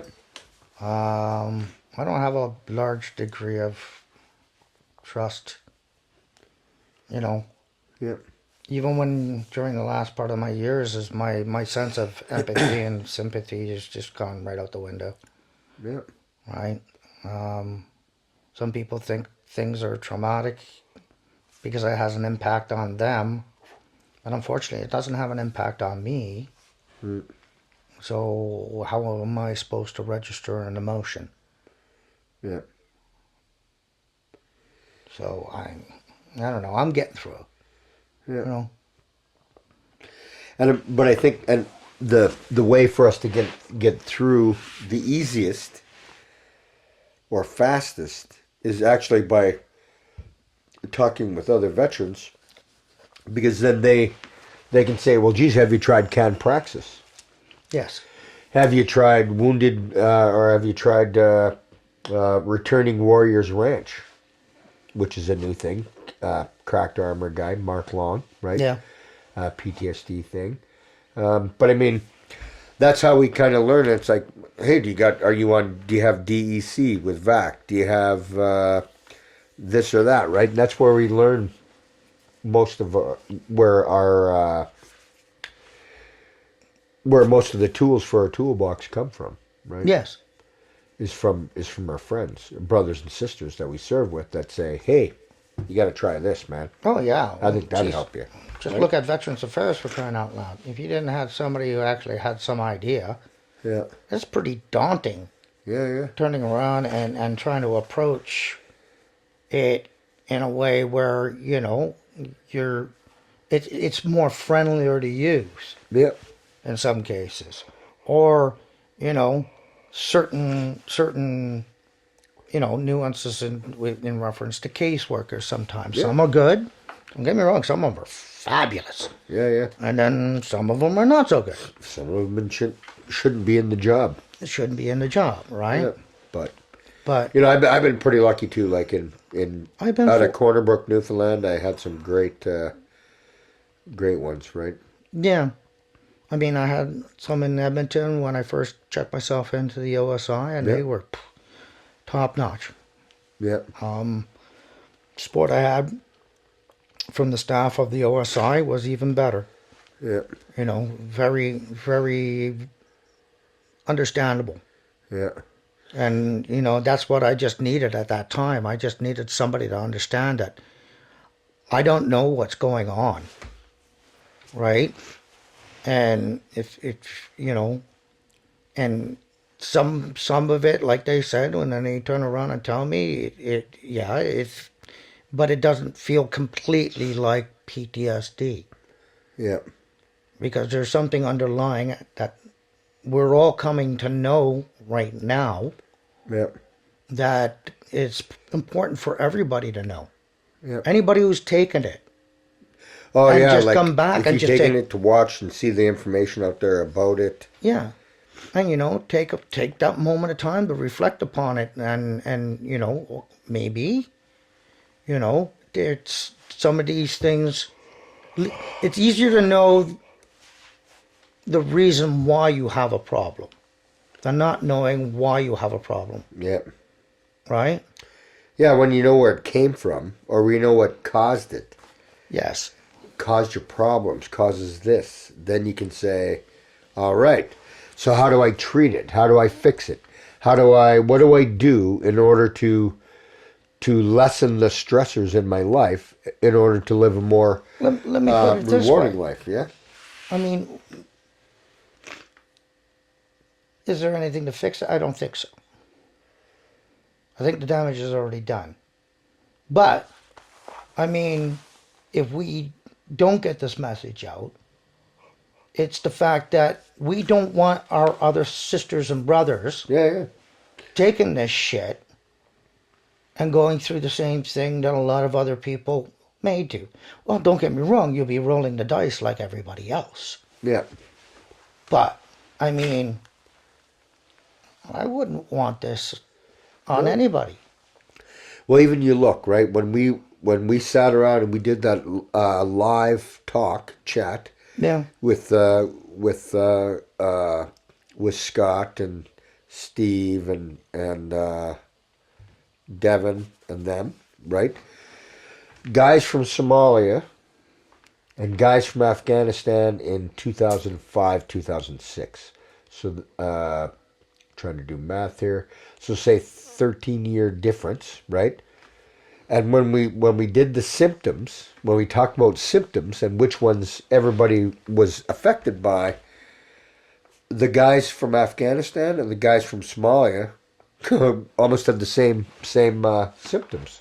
Yeah. So 13 years later, they didn't get their shit sorted out, and those guys that went in 05, 06, like Devin and Steve and Scott, they fucking got the same problem now. Yeah. Right?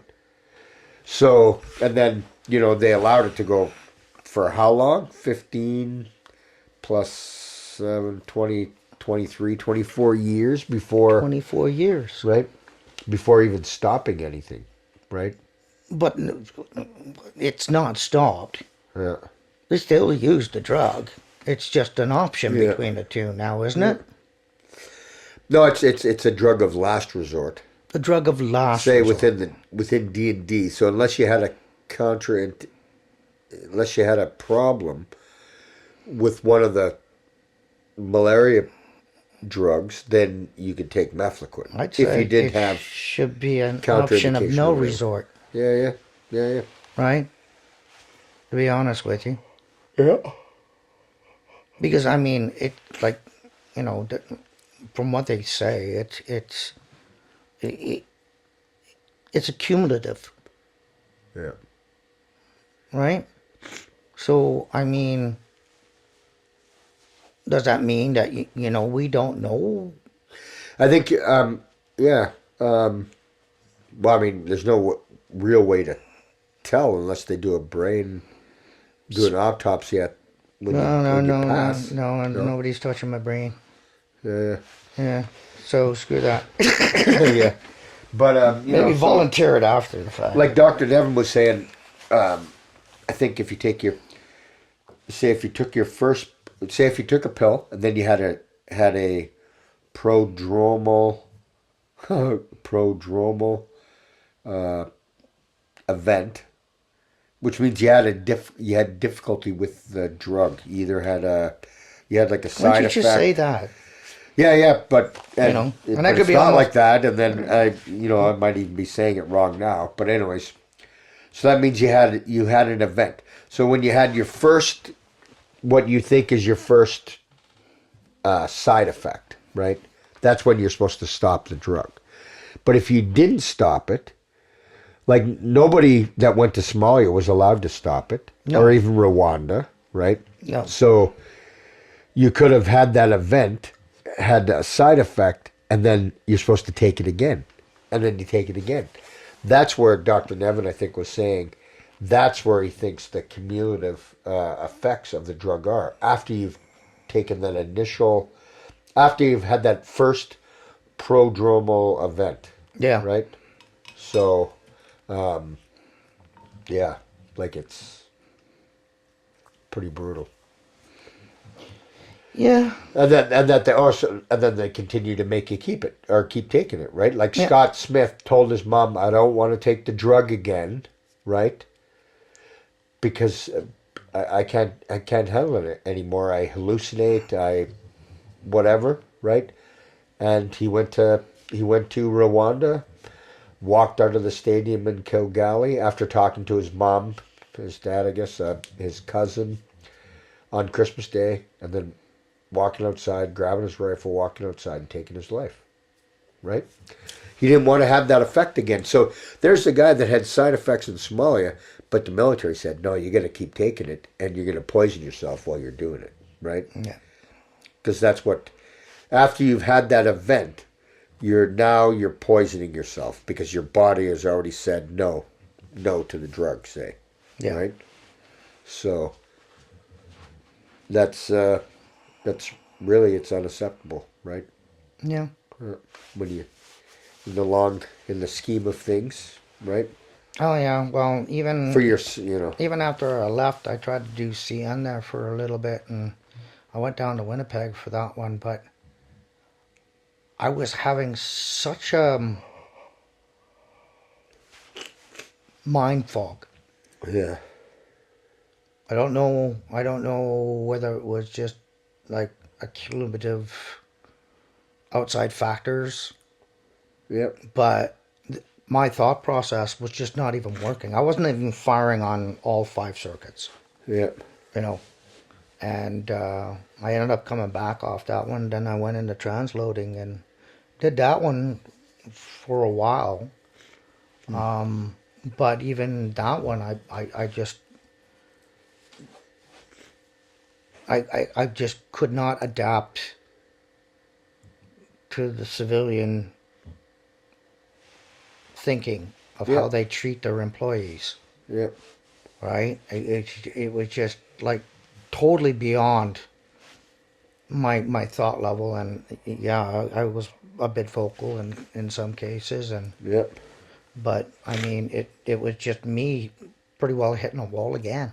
Yep. And that's the wall I hit, and then like I said, 2018 I checked into the OSI, and Yep. you know, the people at Veterans Affairs turned around and took care of me. Yep. Nice. That's good. Instead of getting offered maid. Right? Yeah, yeah. Because when you're, Well, it's, the whole reason you're in a bad you- state is well, because you're, let's put it this way, Rude. If you want to get rid of a problem, yeah, right, offer it. offer it, Right. right? Because you don't think anybody wants any of this to see the light of day, do you? Yeah. No. We do, Yeah. And we're going to see and it. we're going to. Yeah. But there will probably be a lot of obstacles in front of us to turn around and say, it shouldn't happen. But we know what happened to us, Yeah. And they had no right to disband a regiment as such Yep. because they were trying to find a scapegoat and they wanted to bury it all underneath the carpet Yep. very quickly, as fast Yep. as possible, Yep. And blame the soldier. and blame the soldier. It was that guy. No, it was that guy. No, it was that guy. Right? No, it was the government. It was the government. Right? That did it. They're the ones that gave the drug. They're the ones that forced us to take it. Right? That's why Under it's like, direction of who the military. directed this? Huh? It's like I keep on running this through my head. Who pushed the buttons on this? Yeah. Who's the signing off? We turn had around- we had a name. I'll have to remember that now. Yeah, well, there was the chief of diseases or whatever there for the national defense. Yeah, okay, right. He probably signed off on it. Yeah. Okay. Who gave him the authority? Yeah. He just doesn't. Oh, geez, I'm just gonna give them this fucking truck. Yeah. No. Somebody had to sign off on it, Yeah. and it had to be a lot higher, Yeah. right? Even though he is, he's a hinge point too. Yeah. But I mean, I don't think he's like the major fish in the problem. No. There's somebody higher up in the food chain, Yeah. right? And and to let it go for so many years, Yeah. right? It really, you'll really lose your trust in the system. Yeah. And you think, so we got disbanded because the government made us take a fucking drug that caused all kinds of problems, right? And then turn around and point the finger at us, right? Yeah, and call you when it was and them. you're a fucking baby killer. Yeah. Yeah. Oh, I'm sorry, you gave me the drug to make me do it, you fuck, right? Well, Pardon my language. Well, yeah, But now, it was right? funny because I mean, the media, they all were on top of it. Yeah. They were all set up to ready to go, and I mean, I Doing had everything to fucking put out the misinformation yeah, and put out the and put out the lies, Oh yeah, and well, then we'll watch the Canadian troops that were serving you, watch them get nailed, being forced in the inquiry, having to get lawyers, right? yeah, What they did to all the fucking troops that came back from Somalia after they forced it upon us and caused the situation, right? There's no forgiving that. no. None. I had my Right. Somali medal given to me on November 11th in Weyne, when I was a swing NCO for a battle school course. What year was that? That would have been in, I think it was 95 or 96. Tom Seggy was one of the NCOs, and Oh no. yeah. I got my Somalia medal like 96 or 97. I got it I in. think it might have been 96 then. I got mine in Bosnia. Oh, really? Yeah. Well, I finished my tour in Bosnia and got my Somalia medal. well, don't worry. Mine was a little small, quiet ceremony with the base staff, and in the smaller drill hall. Yeah. Yeah. Thanks for coming out. Yeah. I think there was like a few of us that got our medal that day. Like me. I think it was me, Lorne Mann, Tim Nathan maybe, Jake Flanders. Yeah. Might have been a couple others, but yeah, somewhere around there. Yeah. But, Definitely in the dark. Yep.